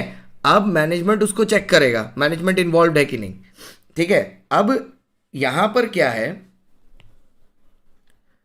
लेट्स से ऐसा हो गया, ऑडिट एविडेंस नॉट ऑब्टेन्ड, मिला ही नहीं उसको audit evidence related to this. तो ऐसे केस में क्या करना चाहिए? Withdraw from the engagement. अगर आपको कोई एविडेंस ही नहीं मिला उस चीज के बारे में जिसको आप कंसिडर कर रहे हो मटेरियल और fraud, then you should withdraw from the engagement, ठीक है। और अगर आप विड्रॉ करते हो, then you will inform management and TCWG plus fulfil any legal requirements. अरे लीगल रिक्वायरमेंट्स है ना वो सेक्शन 140 में, कि अगर जा रहे हो तो नोटिस देना है, मैंने कंपनी को नोटिस देना है, साथ ही साथ आरओसी को भी इन्फॉर्म करना है, और अगर गवर्नमेंट कंपनी है तो गवर्नमेंट को भी इन्फॉर्म करना है। देखो कितना इजी तो है ये भी, ऐसे कुछ ही नहीं है, बस एविडेंस ऑब्टेन कर, मतलब पहले अंडरस्टैंड करो एंटिटी को, उससे तुमको समझ में आ जाएगा रिस्क फैक्टर कहाँ है, उसको चेक करो। रिस्क फैक्टर अगर मटेरियल है, एविडेंस मिल गया, मैनेजमेंट इन्वॉल्व है, टीसीडब्ल्यूजी को बता दो, एविडेंस मिल गया, मैनेजमेंट इन्वॉल्व नहीं है, मैनेजमेंट को बता दो। अगर एविडेंस ही नहीं मिला, विड्रॉ कर जाओ एंगेजमेंट से, खत्म कहानी। ऐसे 240 डन, सिंपल, ओके, सिंपल। ऐसे 240 डन। अगला आएगा 260, फिर 265। ओके सर, द नेक्स्ट ऐसे इन आवर लाइनअप इज ऐसे 250। अभी जो लाइनअप आएगी 250, 260, 265, ये जो लाइनअप्स होने वाली हैं बड़ी इंटरेस्टिंग होने वाली हैं, क्योंकि 250 बात करेगा कि ऑडिटर जब कंपनी में आ रहा है तो कंपनी को बहुत सारे लॉज एंड रेगुलेशन मानने पड़ते हैं, जो हम लोग को भी पता है कि कंपनीज पर अप्लाई करते हैं। तो ऑडिटर को बेसिकली ऐसे 250 में ये देखना है कि कंपनी पे जो लॉज एंड रेगुलेशन अप्लाई हो रहे हैं in the audit of financial statement, वो प्रॉपरली किए जा रहे हैं कि नहीं, जो कंपनी पर अप्लाई हो रहे हैं, ठीक है। तो ऐसे 250 खोलेंगे, ठीक है, ऐसे 250, ठीक है, और ऐसे 250 में लिखेंगे consideration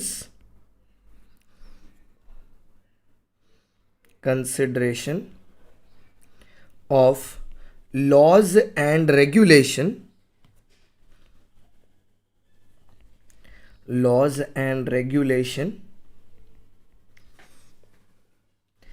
in an audit of financial statement,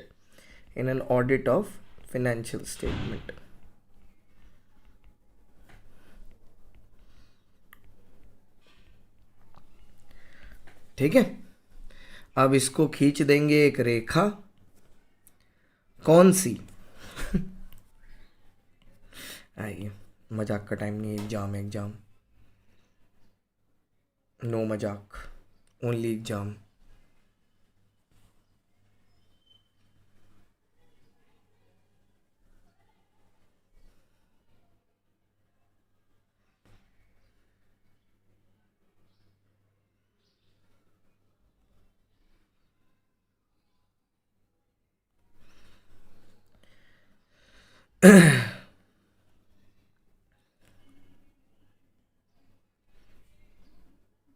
Sure.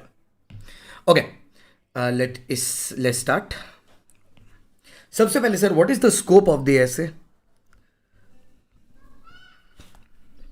Scope is auditor's responsibility, auditor's responsibility to check for compliance of laws and regulation. Compliance of laws, अब समझ में आया सर कि आपको क्यों लॉ का सब्जेक्ट पढ़ाया जाता है फाउंडेशन इंटर फाइनल में? क्योंकि सर लॉजिक समझो, आप जब ऑडिट करने जा रहे हो तो आप ये चेक करोगे कि कंपनी लॉज और रेगुलेशन का पालन कर रहा है कि नहीं। अरे उसके लिए पहले तुमको खुद तो लॉज एंड रेगुलेशन पता होना चाहिए, तब ना कंपनी का पालन तुम चेक करोगे। तुमको खुद को अगर लॉज एंड रेगुलेशन नहीं पता है तो तुम कंपनी का following of laws and regulation कैसे पता कर लोगे भाई? तो पहले तो तुमको खुद को एक अंडरस्टैंडिंग होनी चाहिए ना। अच्छा, now we come to objective. What is the objective? Objective क्या है इसका? बहुत ही सिंपल है, to obtain sufficient and appropriate audit evidence, to obtain sufficient and appropriate audit evidence regarding compliance of laws and orders, regarding compliance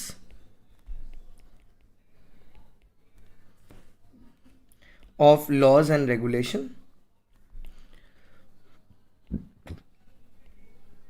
and report on non-compliance।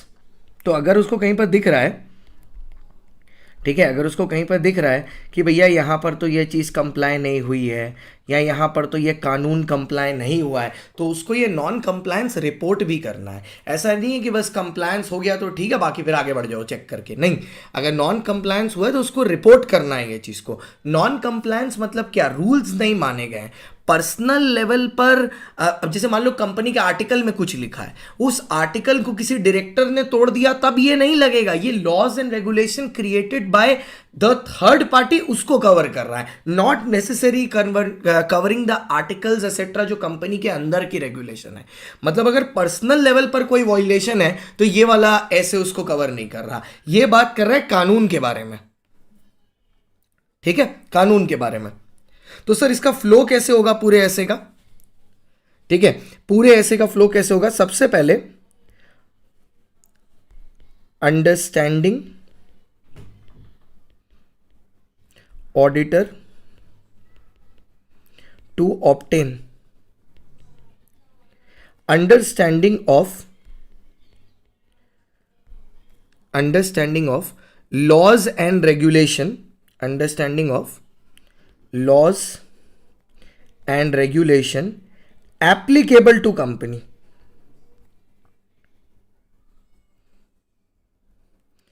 applicable to entity। कौन से laws कौन से regulation उस entity पर लग रहा है, auditor पहले वो समझेगा कि भैया एक्चुअली में है क्या, किसके ऊपर क्या लग रहा है, वो समझ लो। अच्छा, ये समझ लिया। इसके बाद obtain sufficient and appropriate audit evidence, obtain sufficient and appropriate audit evidence। आप भैया अब क्या करो, sufficient and appropriate audit evidence low. sufficient appropriate audit evidence हो गया। now what you do is perform audit procedures, perform audit procedure, ठीक है। अब ऑडिट प्रोसीडियर को आप परफॉर्म करो। ठीक है, अब यहां पर ऑडिटर को क्या मिलेगा, हो सकता है नॉन कंप्लायंसेस मिले। ठीक है, हो सकता है नॉन कंप्लायंसेस मिले, मे और may not find non compliances.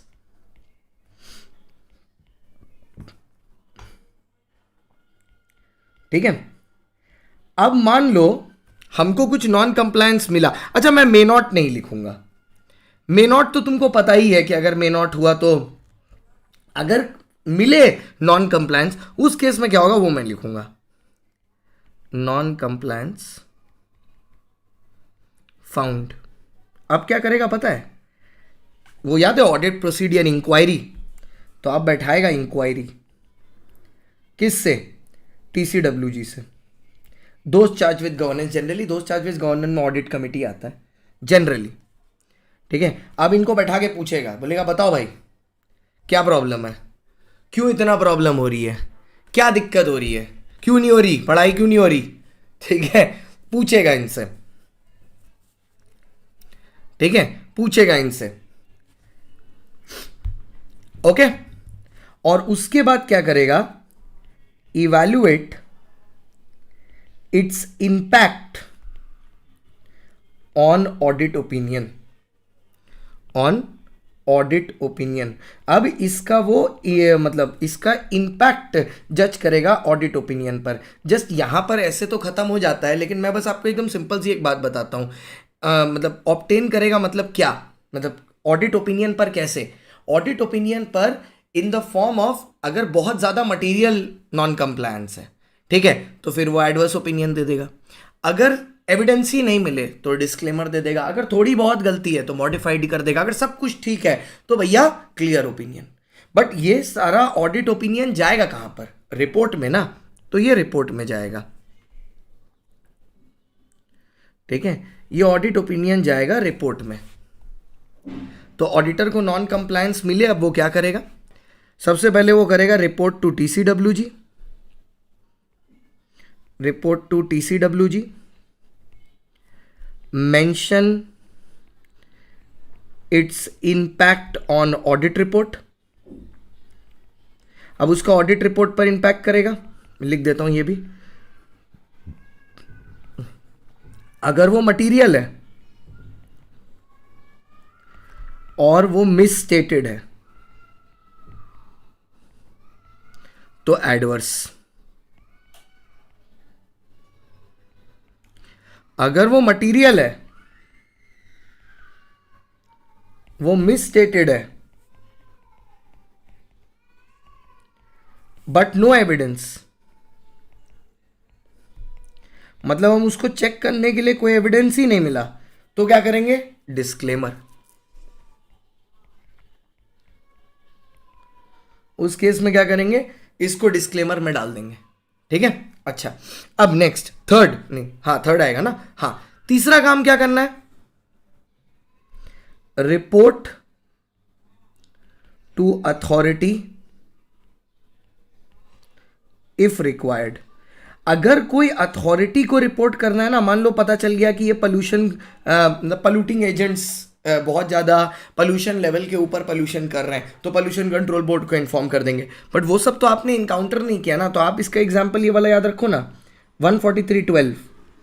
अगर 1 करोड़ या उसके ऊपर का फ्रॉड दिखा तो सीधे जाके हम लोग एमसीए को बताते हैं ना। तो रिपोर्ट अगर अथॉरिटी को, मान लो यही फ्रॉड दिख गया मेरे को कि यही ये सबसे बड़ा फ्रॉड कर रहे हैं, ठीक है, कि लॉ के प्रोविजन को नहीं मान रहे, जो 5 साल पुराना, मतलब बेसिकली क्या है, सीएसआर एक्सपेंडिचर करना है, तो सीएसआर एक्सपेंडिचर का नेट प्रॉफिट अपने हिसाब से निकालना होता है ना सेक्शन 135 के, उसको यूज नहीं कर रहे, ठीक है, बुक्स में गलत दिखा रहे हैं अमाउंट, तो ये फ्रॉड है। तो ये फ्रॉड को 143(12) में उसमें डाल देंगे। ठीक है, तो यहां पर जाके ये ऐसे खत्म हुआ, ऐसे 250, काफी छोटा सा ऐसे था और काफी क्यूट सा था, और इससे भी ज्यादा क्यूट है ऐसे 260। पहले इसको टिक कर दें, ये हो गया सॉर्टेड, तो ऐसा हाईलाइट कर देते उसको, पता रहे आपको। येट अगेन ये नोट्स आपको कहां पर मिलेंगे, जो डिस्क्रिप्शन में लिंक है वहां पर आपको ये नोट्स मिलेंगे।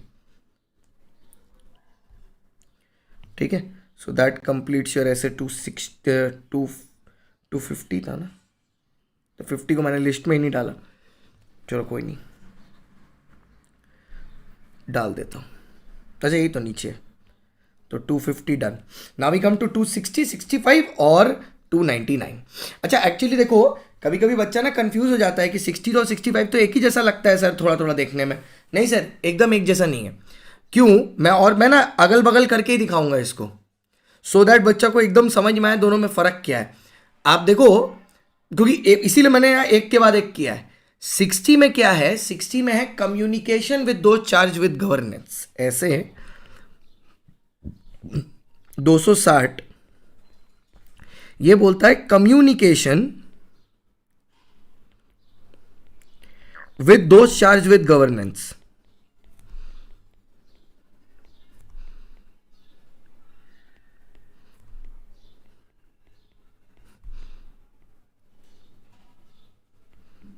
Communication with those charged with governance.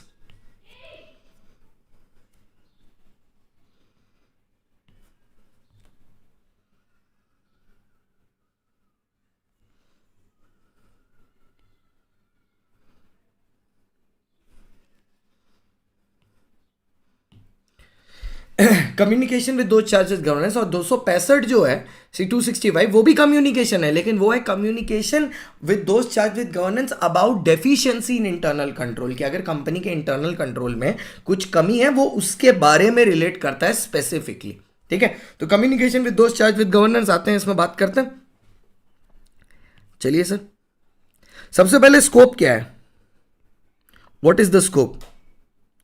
It deals with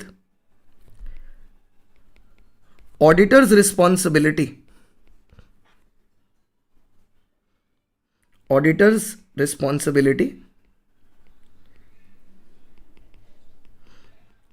with TCWG। But इसका यह मतलब नहीं है कि कम्युनिकेट कर रहे हैं तो मतलब क्या उसको रोज सुबह मैसेज कर रहे हैं, गुड मॉर्निंग, हेलो, खाना खाया कि नहीं, मेरी बाबू ने खाना खाया, ये नहीं करना है। यहां पर इसका मतलब क्या है, ऑब्जेक्टिव क्या है इसका, मैं बताता हूं। What is the objective? कि मैं रिस्पॉन्सिबिलिटी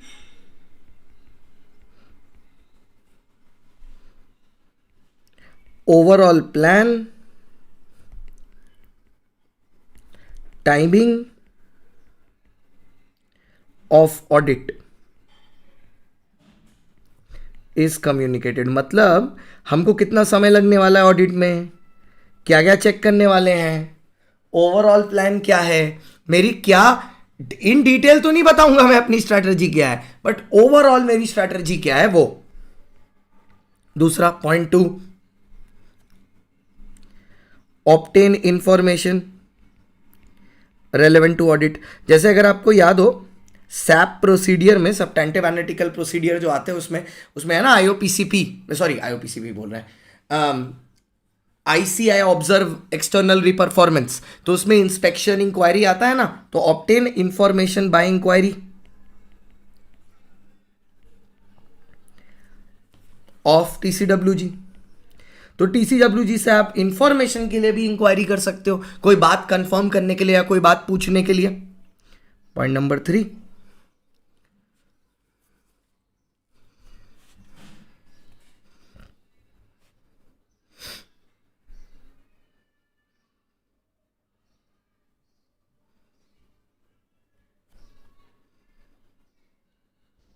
ठीक है, indicate any observation over financial reporting process.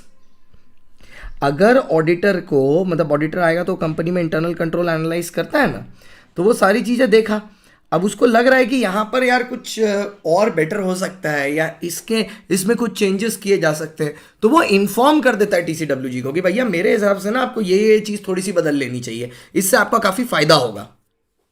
ठीक है, to promote effective communication it is always better to talk than to keep things inside yourself. to promote effective communication. To promote effective communication.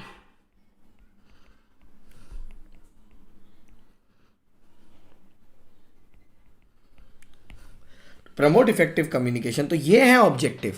Objective क्या है? Overall plan बताना है, उससे information लेना है, two way healthy communication रखनी है, और फिनेंशियल रिपोर्टिंग में अगर कुछ गड़बड़ गुड़बड़ है या कुछ हमको दिख रहा है कमी है या कोई इंप्रूवमेंट हो सकता है तो वो इंडिकेट कर देना है. तो एक तो हो गया सर ओवरऑल प्लान बताना है, दूसरा हो गया इंक्वायरी के काम आ जाएगा, तीसरा बोला observation over financial reporting process, और चौथा बोला इफेक्टिव कम्युनिकेशन. तो ये चार चीजों के लिए हम इनसे बातचीत करेंगे. अच्छा है, जितना बातचीत होगा उतना ज्यादा सीखने मिलेगा, एक दूसरे से इश्यूज जाएंगे. अब यहां पर एक सब क्वेश्चन आ सकता है आपको सीधा पूछते हुए, matters to be communicated. Audit में तो 3-3 मार्क के 4-4 मार्क के छोटे छोटे क्वेश्चन आते हैं, तो यहां पर घुमा के एक क्वेश्चन पूछ सकता है कि हमको वो बताइए, what are the matters to be communicated by auditor to TCWG. To TCWG छोटा सा केस बनाएगा, घुमा के केस बना के उसी मैटर पे लाके रोक देगा कि बताओ कौन से मैटर है. आप भी बोलना बना ले भाई, जो केस बनाना बना ले, हम ऑलरेडी प्रिपेयर्ड हैं. ठीक है. Matters to be communicated with TCWG. कौन से मैटर्स सर? टोटल में है 7 मैटर्स. कौन कौन से मैटर है? पहला, रिस्पॉन्सिबिलिटी ऑफ ऑडिटर. भैया मैं ऑडिटर हूं, मेरी क्या रिस्पॉन्सिबिलिटी है. दूसरा, scope, plan, time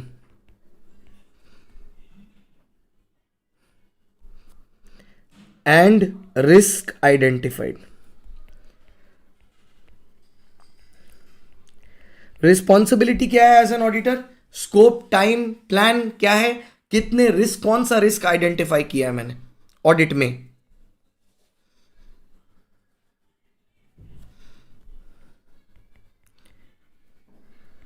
accounting practices, auditor के हिसाब से एंटिटी की अकाउंटिंग प्रैक्टिसेस कैसी हैं, उसमें क्या सिग्निफिकेंट है वगैरह वगैरह. डिफिकल्टीज इन ऑडिट,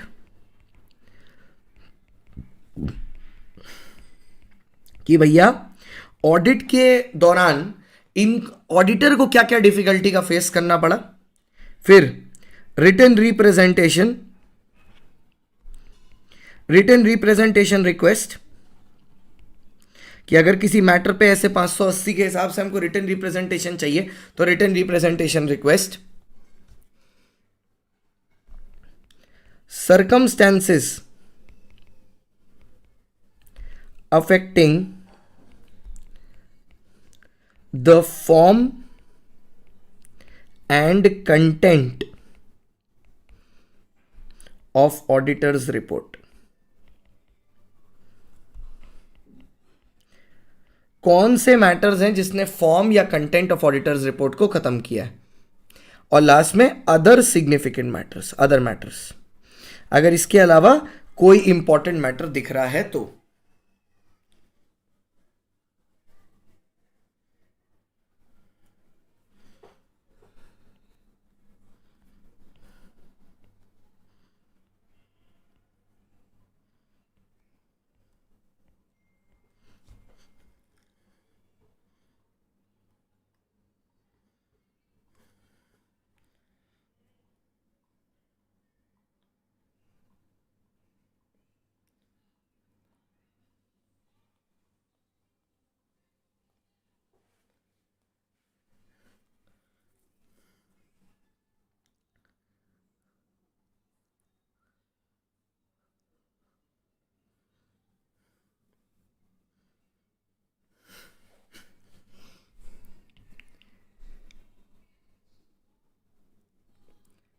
अरे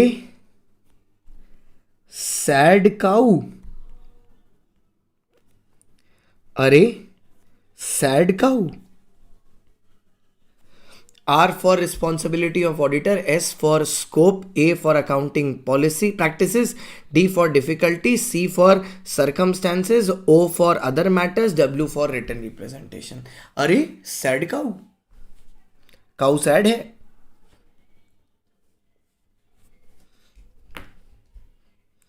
अच्छा, अब एक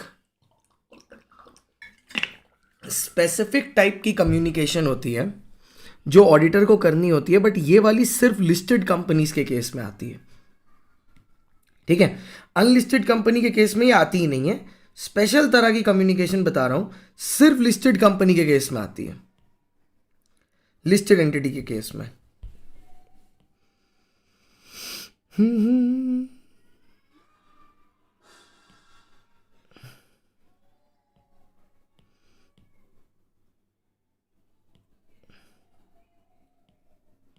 वो स्टिकी नोट कहाँ से लगाया था मैंने,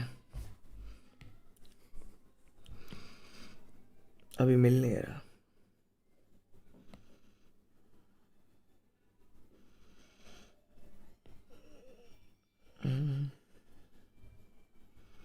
मीडिया से क्या, हाँ मीडिया से. Okay,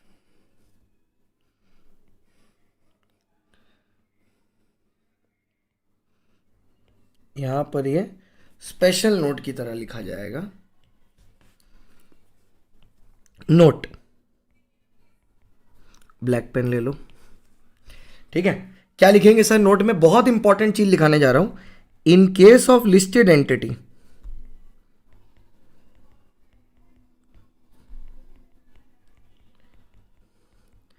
in case of listed entity, listed entity के केस में क्या होगा?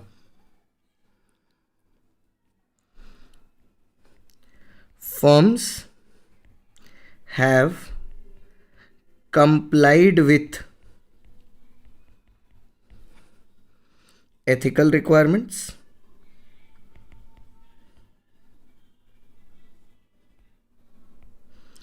firm has complied with ethical requirements. मतलब सर ये अब बेसिकली हमें ये बताते हैं लिस्टेड एंटिटी के केस में कि हम ऑडिट फर्म है ना, हमने एथिकल रिक्वायरमेंट्स को माना है.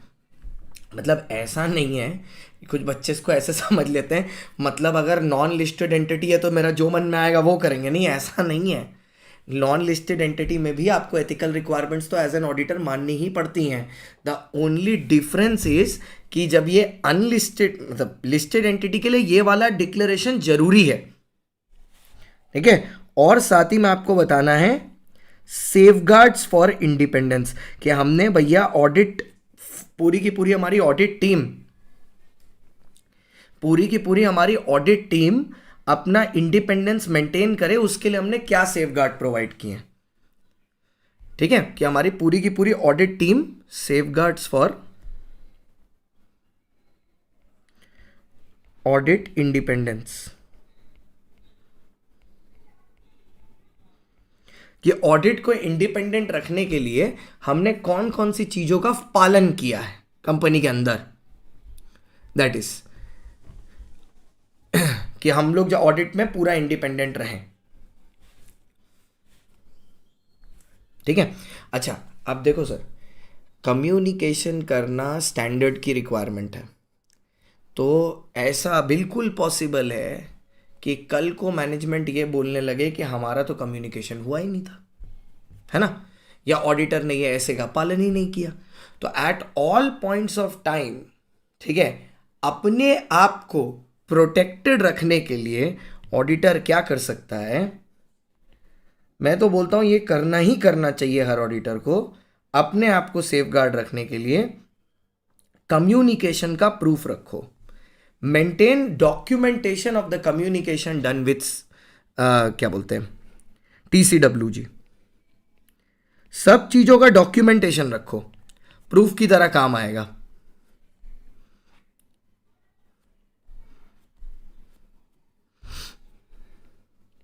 The auditor shall maintain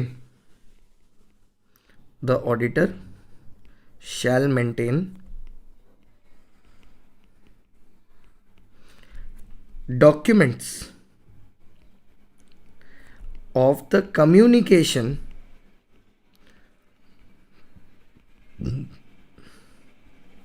of the communication with TCWG, वरना कल को बोल देंगे कि हमने कुछ किया ही नहीं है.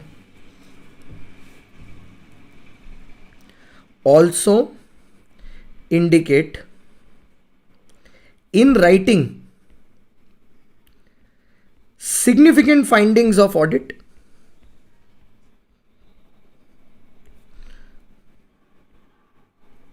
इसीलिए ना अगर ऑडिटर को किसी कंपनी में, देखो अल्टीमेटली ऑडिटिंग का प्रोफेशन बनाया क्यों गया है, सो दैट लोगों का फेथ रहे अकाउंटिंग में और ये सारी चीज़ों में. इसलिए देखो इतने बढ़िया से इसको बनाया गया है. बोलता क्या है कि अगर ऑडिटर को कोई ऐसा डेटा मिल रहा है, ठीक है, कि कोई सिग्निफिकेंट चीज़ है, ठीक है, तो उसको ये बता देना चाहिए सामने वाले को कि ये सिग्निफिकेंट चीज़ है. किसको? TCWG को. सो दैट अगर उनको कोई वेरिएशन करना है या उनको कोई स्टेप लेना है ये चीज़ को मिटाने के लिए या इस चीज़ को ठीक करने के लिए, वो ले सकें. इसीलिए देखो लास्ट बोलता है on timely basis.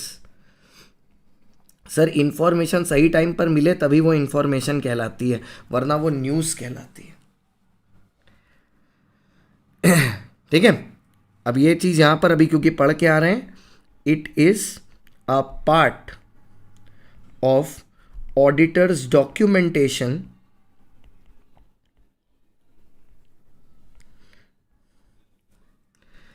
it is a part of auditor's documentation as stated इन ऐसे 230. अभी ऊपर ऐसे 230 में आपने डॉक्यूमेंटेशन पढ़ा ना, तो ये जो है ये भी डॉक्यूमेंटेशन का पार्ट बनेगा. दिस इज योर ऐसे 260. ठीक है, दिस इज योर ऐसे 260. अब आया सर ऐसे 265, 265. वह टिक कर दें. आई होप अब तक आपको वीडियोस में मज़ा आ रहा होगा.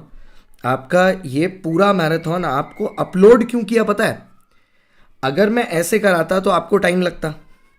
अपलोड करने में फ़ायदा ये है कि आप जल्दी जल्दी इसको 1.5x में देख सकते हो. नॉलेज भी पूरी चली जाएगी और आपका भी काम, मेरा भी काम हो गया. मेरा काम था पूरा नॉलेज पहुंचाना, हो गया. आपका काम था सब कुछ जल्दी करना, वो भी हो गया.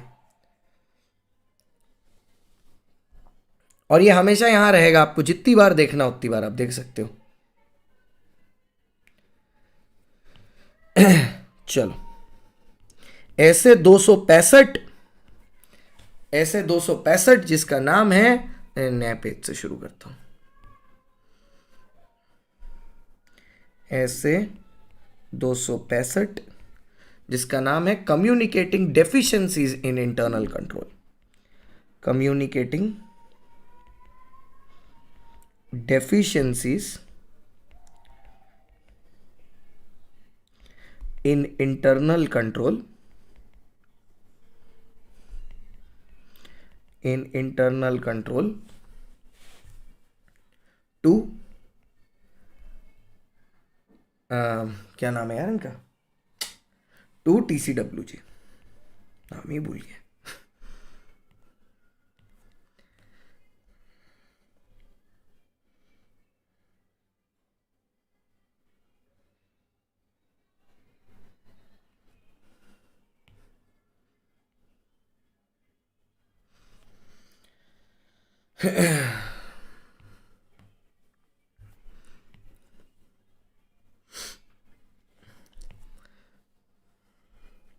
ओके, सबसे पहले स्कोप क्या है? वैसे ये क्या ऑडिटर की कोई रिस्पॉन्सिबिलिटी है क्या, कि प्राइमरी ऑब्जेक्टिव है क्या कि कंपनी में क्या गलत चल रहा है वो बताना? नहीं, वो तो है एविडेंस ऑब्टेन करके अपना ओपिनियन देना. स्कोप, कम्युनिकेट, ये तो एडिशनल है एक तरीके से समझ लो. Communicate deficiencies identified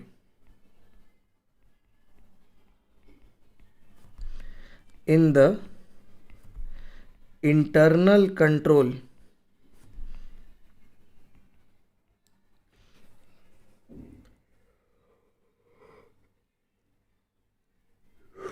operating over financial statements of the entity.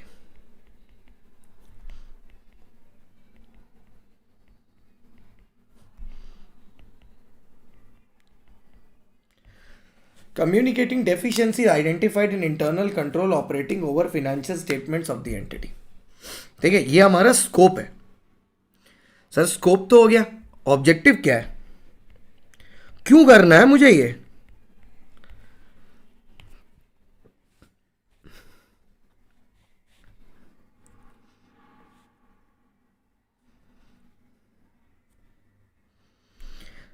The auditor's communication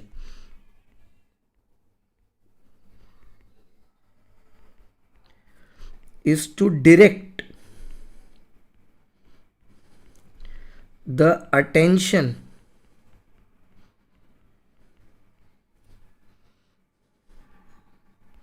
of TCWG over internal control operating in financial statements. कि फाइनेंशियल स्टेटमेंट्स में क्या गड़बड़ चल रही है वो कम्युनिकेट किया जाता है. ऑब्जेक्टिव ये है. This is the objective.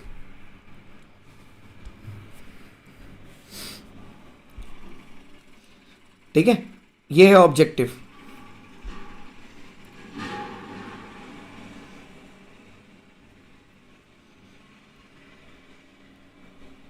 ठीक है, तो यहां पर ना एक चीज देखना, डेफिशिएंसी भी दो तरीके की होती है.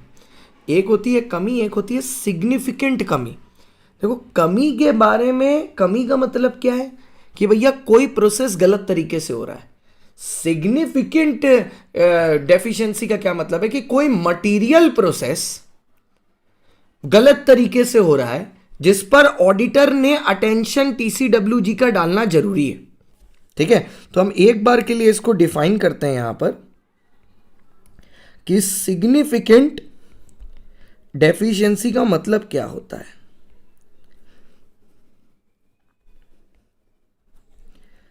A single deficiency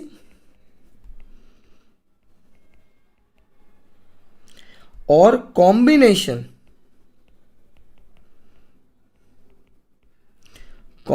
of deficiencies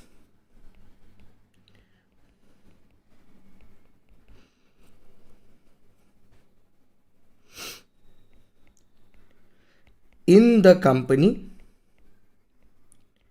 identified by the auditor which are ये है keyword, which are material in auditor's professional judgment.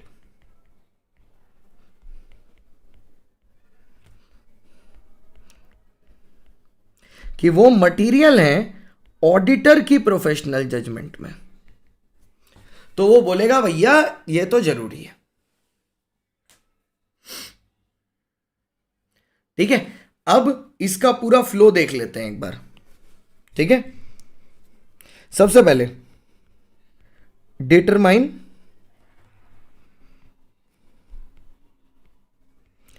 If deficiency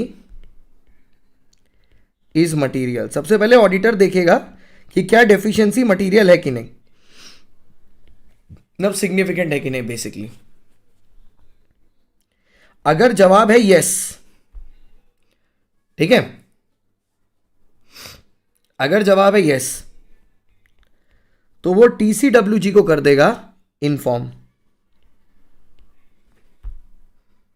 ठीक है, उसके बाद ऑडिटर साथ साथ में ऑल्सो इन्फॉर्म मैनेजमेंट.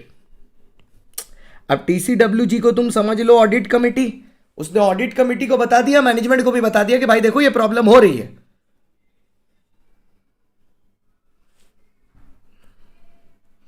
ठीक है, और ये सारा मैटर ऑडिटर रिटन फॉर्म में भेजेगा.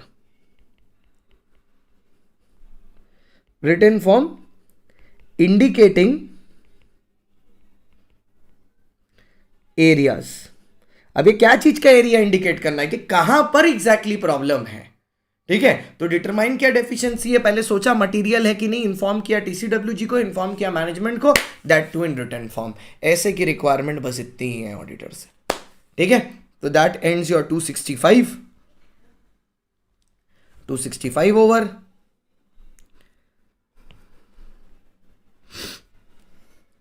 ठीक है, 265 निपट गया।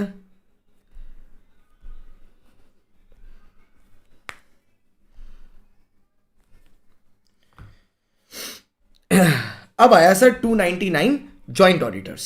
मतलब सर एक से ज्यादा ऑडिटर कंपनी में है क्या? सर एक से ज्यादा ऑडिटर रख सकते हैं, बिल्कुल। क्या कंपनियों में एक से ज्यादा ऑडिटर होते हैं? सर जो बड़ी कंपनियां होती हैं उसमें तो होते हैं। ठीक है, जैसे तुम रिलायंस में देख लो, दो दो ऑडिटर हैं रिलायंस के।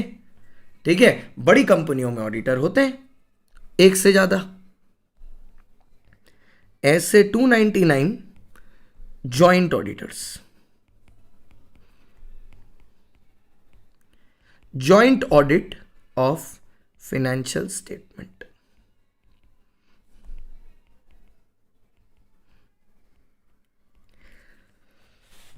joint audit of financial statement।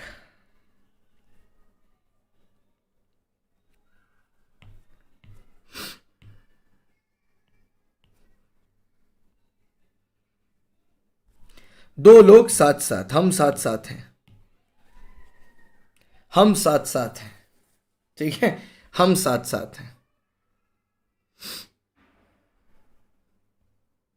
सबसे पहले scope,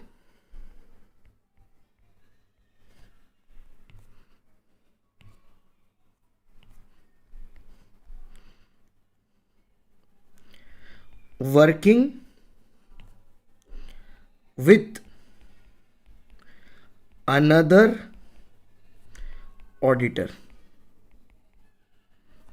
working with another auditor कि मतलब दूसरे के साथ जब काम कर रहे हैं तो मेरा क्या रिस्पॉन्सिबिलिटी होना चाहिए, वर्किंग विथ अदर ऑडिटर। ये हो गया सर स्कोप इसका है। ठीक है, तो उसके बेसिकली यहां पर प्रिंसिपल्स दिए जाते हैं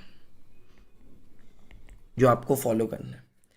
अब आया sir objective. What is the objective? Objective क्या है sir?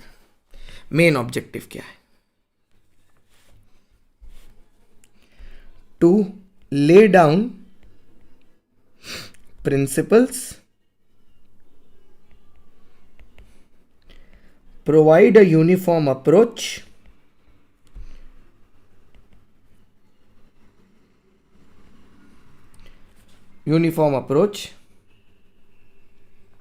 define areas and roles,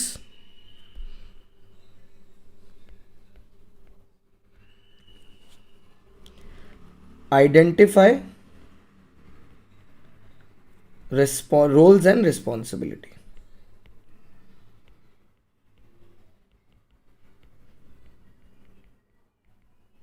अब ये क्या है सर? सुनो, ऑब्जेक्टिव क्या है? प्रिंसिपल्स बताने हैं, एक यूनिफॉर्म अप्रोच बताना है कि भैया कैसे काम होना है, कौन से एरियाज हैं, और रोल्स एंड रिस्पॉन्सिबिलिटीज को भी आइडेंटिफाई करना है कि किसका क्या रोल है, किसकी क्या रिस्पॉन्सिबिलिटी है।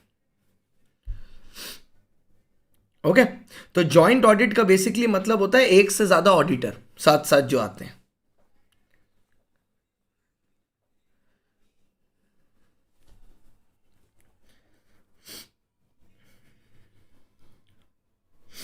ठीक है, आओ सर। तो यहां पर बेसिकली एक रफ आइडिया अगर मैं आपको दूं तो क्या होगा, मतलब अगर मैं किसी के साथ ऑडिट कर रहा हूँ तो ये कैसे होगा। मैं सबसे पहले जाते संग ना एरिया डिवाइड कर लूँगा। मैं बोलूँगा देख ये मैं चेक करूँगा, ये तू चेक कर। अगर मैं अपने काम में कुछ मेरे को मिला जो तेरे लिए रेलेवेंट है वो मैं तेरे को दे दूंगा। ऐसा नहीं कि तेरे से ऐसा बेयर कर लूँगा, ना ना ना ना ना, वो मैं तेरे को दे दूंगा भाई। अगर मेरे को कुछ रेलेवेंट दिखा अपने काम में जो तेरे काम के रेलेवेंट है, तुझे कुछ दिखे तो मेरे को दे देना। फिर हम लोग अपनी अपनी ऑडिट रिपोर्ट बनाएंगे। तू अपनी बना, ठीक है, मैं मेरी बनाऊंगा, ठीक है, अपनी अपनी बनाएंगे। दोनों एक दूसरे की ऑडिट रिपोर्ट कॉपी नहीं करेंगे। और ऐसा जरूरी नहीं है कि तू अलग ओपिनियन देगा तो मैं नहीं दे सकता, मैं दे सकता हूं। ठीक है, तो चलो सर, अब क्या होगा, फ्लो क्या होगा प्रोसेस का, पूरा प्रोसेस का फ्लो क्या होगा।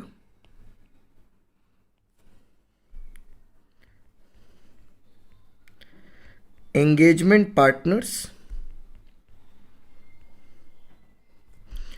पार्टिसिपेट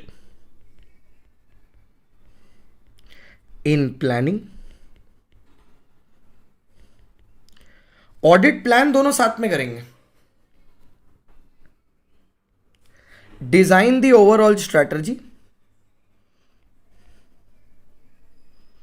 अब ओवरऑल एक स्ट्रैटेजी बना लेंगे, मेन फनल कब तक काम कंप्लीट करना है, कितने दिन में काम कंप्लीट करना है वगैरह, स्ट्रैटेजी से बना लेंगे audit plan.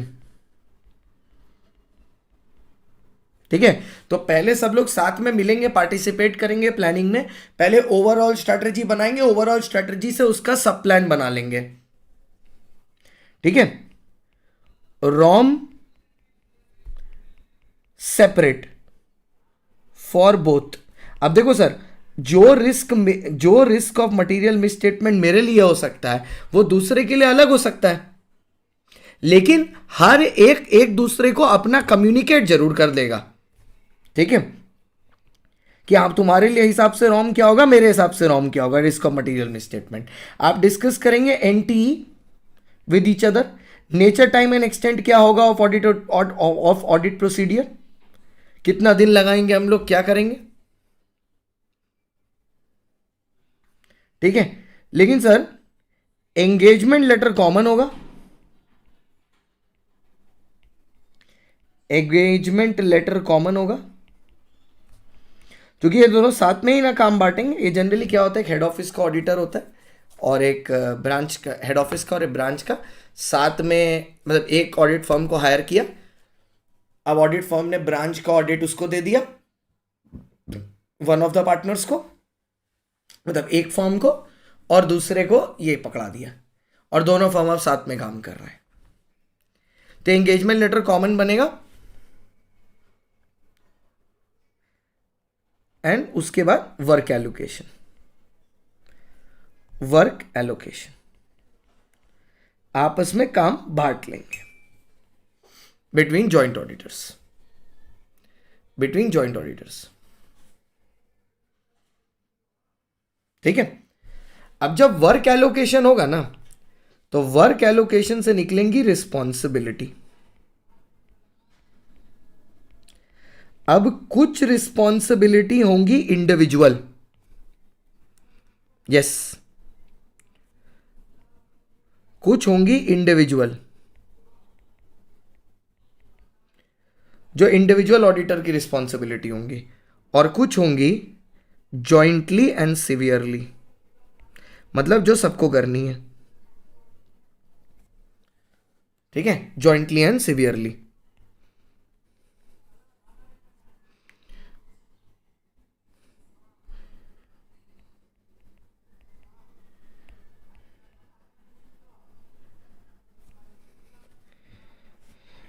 Hello sir, E421, हाँ सेडार सर, हाँ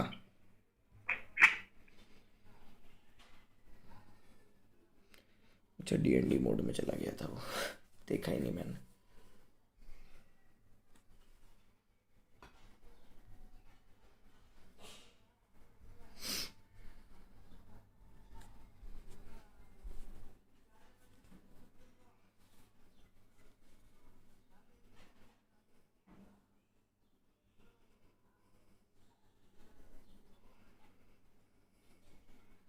सर आप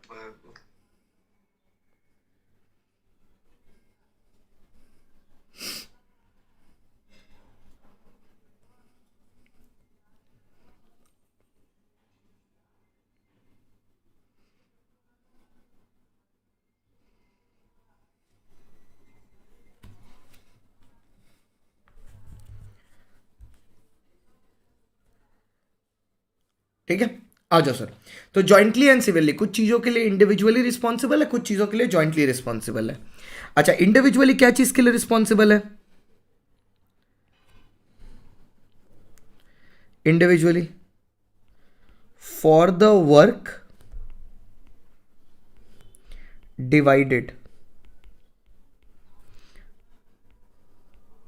responsible on own basis।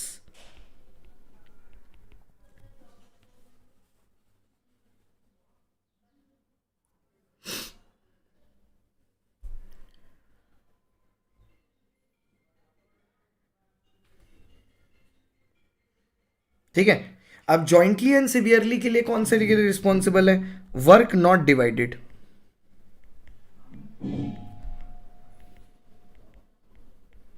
जो काम डिवाइड हुआ ही नहीं है, ठीक है, जो काम हुआ ही नहीं है डिवाइड, जो कॉमन है, कॉमन डिसीजंस, ठीक है, जिस पे दोनों को अपना अमन करके डिसीजन लेना है, ठीक है, जिसमें दोनों को अमन करके डिसीजन लेना है, ठीक है। नेक्स्ट, कंप्लायंस विद ऐसे,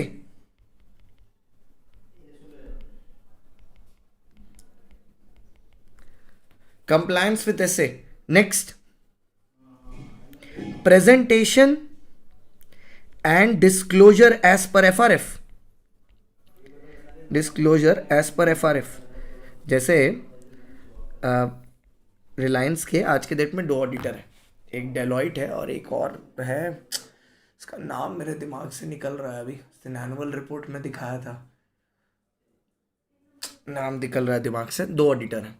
तो अब दोनों ऑडिटर की ना कुछ कॉमन रिस्पॉन्सिबिलिटी है। अब एफआरएफ कंप्लाई हुआ है कि नहीं, ये दोनों ही ऑडिटर को देखना है। ये ऐसा नहीं है कि दोनों एक एक करके लड़ाई कर रहे होंगे कि नहीं मैं नहीं करूंगा, नहीं मैं नहीं करूंगा, दोनों को ही करना है, ठीक है। तो वो दोनों को ही करना है। तो ये इनका प्रोसेस हो गया, ये हो गया फ्लो, ये हो गया फ्लो कि फ्लो कैसे हो रहा है स्टैंडर्ड। अब आते हैं सर रिपोर्टिंग रिक्वायरमेंट। ये इंटरेस्टिंग है, इनकी रिपोर्टिंग रिक्वायरमेंट, ये बढ़िया इंटरेस्टिंग, यहीं से क्वेश्चन बनता है, ठीक है, यहां से क्वेश्चन बनता है। इनकी reporting requirement, issue common audit report. Sir ऐसे तो इनको एक ही ऑडिट रिपोर्ट देनी है दोनों को मिला के, लेकिन देखो अगर क्या होगा देखना, ये तो अगर आप लोगों के बीच में आपसी सहमति है, द बिग बॉस का घर है, ठीक है, सेपरेट ऑडिट रिपोर्ट, एक बोल रहा है डिस्क्लेमर है, दूसरा बोल रहा है कि क्लियर ओपिनियन है। वैसे इतना होगा नहीं डिफरेंस, लेकिन ठीक है, अगर डिसएग्रीमेंट है तो सेपरेट ऑडिट रिपोर्ट बनानी है, ठीक है। क्योंकि देखो सर, आप ऑडिट करने आए हो ना, तो आप अपना ओपिनियन दो।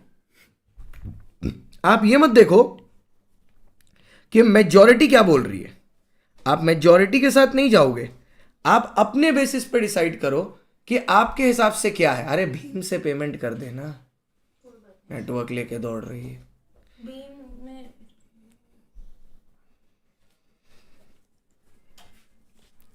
तो ये इसमें वो डिसाइड करना है। अगर सेम टॉपिक है, ठीक है, तो कॉमन ऑडिट रिपोर्ट करना है तो कॉमन कर दो, अगर कॉमन नहीं है तो सेपरेट ऑडिट रिपोर्ट कर दो। क्या हुआ, नहीं हुआ? हाँ, तो सेपरेट ऑडिट रिपोर्ट कर दो अगर कॉमन से नहीं हो रहा तो मेन लॉजिक ये है कि मेजॉरिटी से अपना ओपिनियन नहीं चेंज करना है। कि अगर 4 लोग बोल रहे हैं कि ये है, ये वही 4 लोग हैं जो तुम्हारे बारे में उल्टा सीधा कहते हैं, तो ऐसे नहीं कि तुमको उनका ओपिनियन मान लेना है। तुम इंडिपेंडेंट ऑडिटर हो, तुम इंडिपेंडेंट सोच के अपना डिसीजन दो, बिना उसके अलावा किसी चीज से अपना डिसीजन नहीं दोगे। हुआ नहीं? हो गया?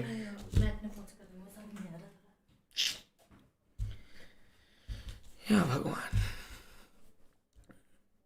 ठीक है।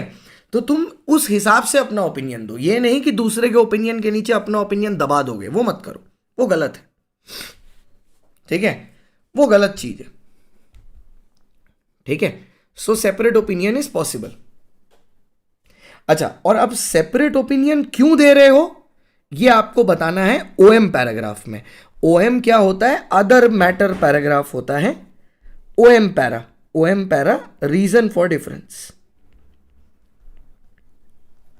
जिससे ना जो आदमी बेसिकली ऑडिट का पर्पस क्या है कि जो लोग बाहर वाले आपकी रिपोर्ट पढ़ रहे हैं उनको समझ में आना चाहिए, तो आप इसका रेफरेंस ना अदर मैटर पैराग्राफ में दे देना, ठीक है।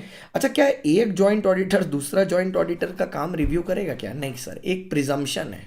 Note note presumption that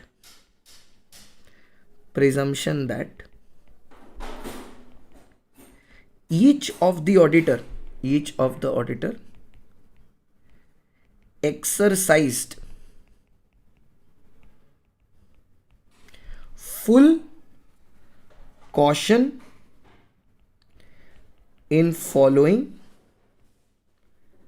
standards of auditing।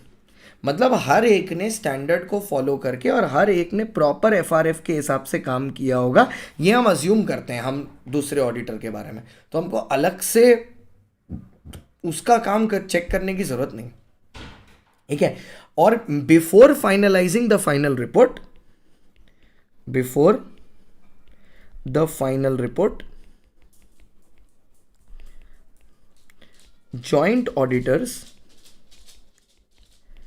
joint auditors should discuss matters। इनको एक बार आपस में मैटर्स को डिस्कस करना चाहिए, कम्युनिकेट करना चाहिए, ये मैंडेटरी है,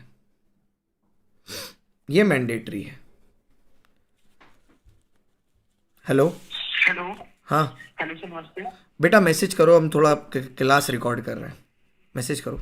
हाँ, joint auditor should discuss matters, ठीक है। कि भैया कि इससे पता क्या हो जाएगा, वो जो ARP करते हैं ना अपने एनालिटिकल रिव्यू प्रोसीडियर, ऐसा हो सकता है हम लोग भी इंसान हैं, हो सकता है एक से कुछ छूट गया हो दूसरे ने देख लिया हो, या दूसरे से कुछ छूट गया हो पहले वाले ने देख लिया हो, तो एक बार अगर मीटिंग कर लेंगे ना फाइनल रिपोर्ट देने से पहले, तो बेटर अंडरस्टैंडिंग प्रमोट होगी।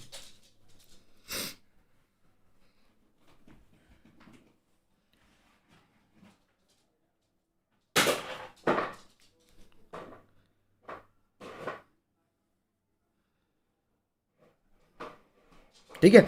और ये जब होगा ना, ये जब डिसएग्रीमेंट वाला केस हो रहा है, ये जो डिसएग्रीमेंट वाला केस हो रहा है, कहाँ गया भाई, ये जो डिसएग्रीमेंट वाला केस हो रहा है, prior to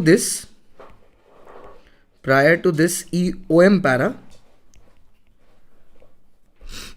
auditors shall discuss the matter with TCWG।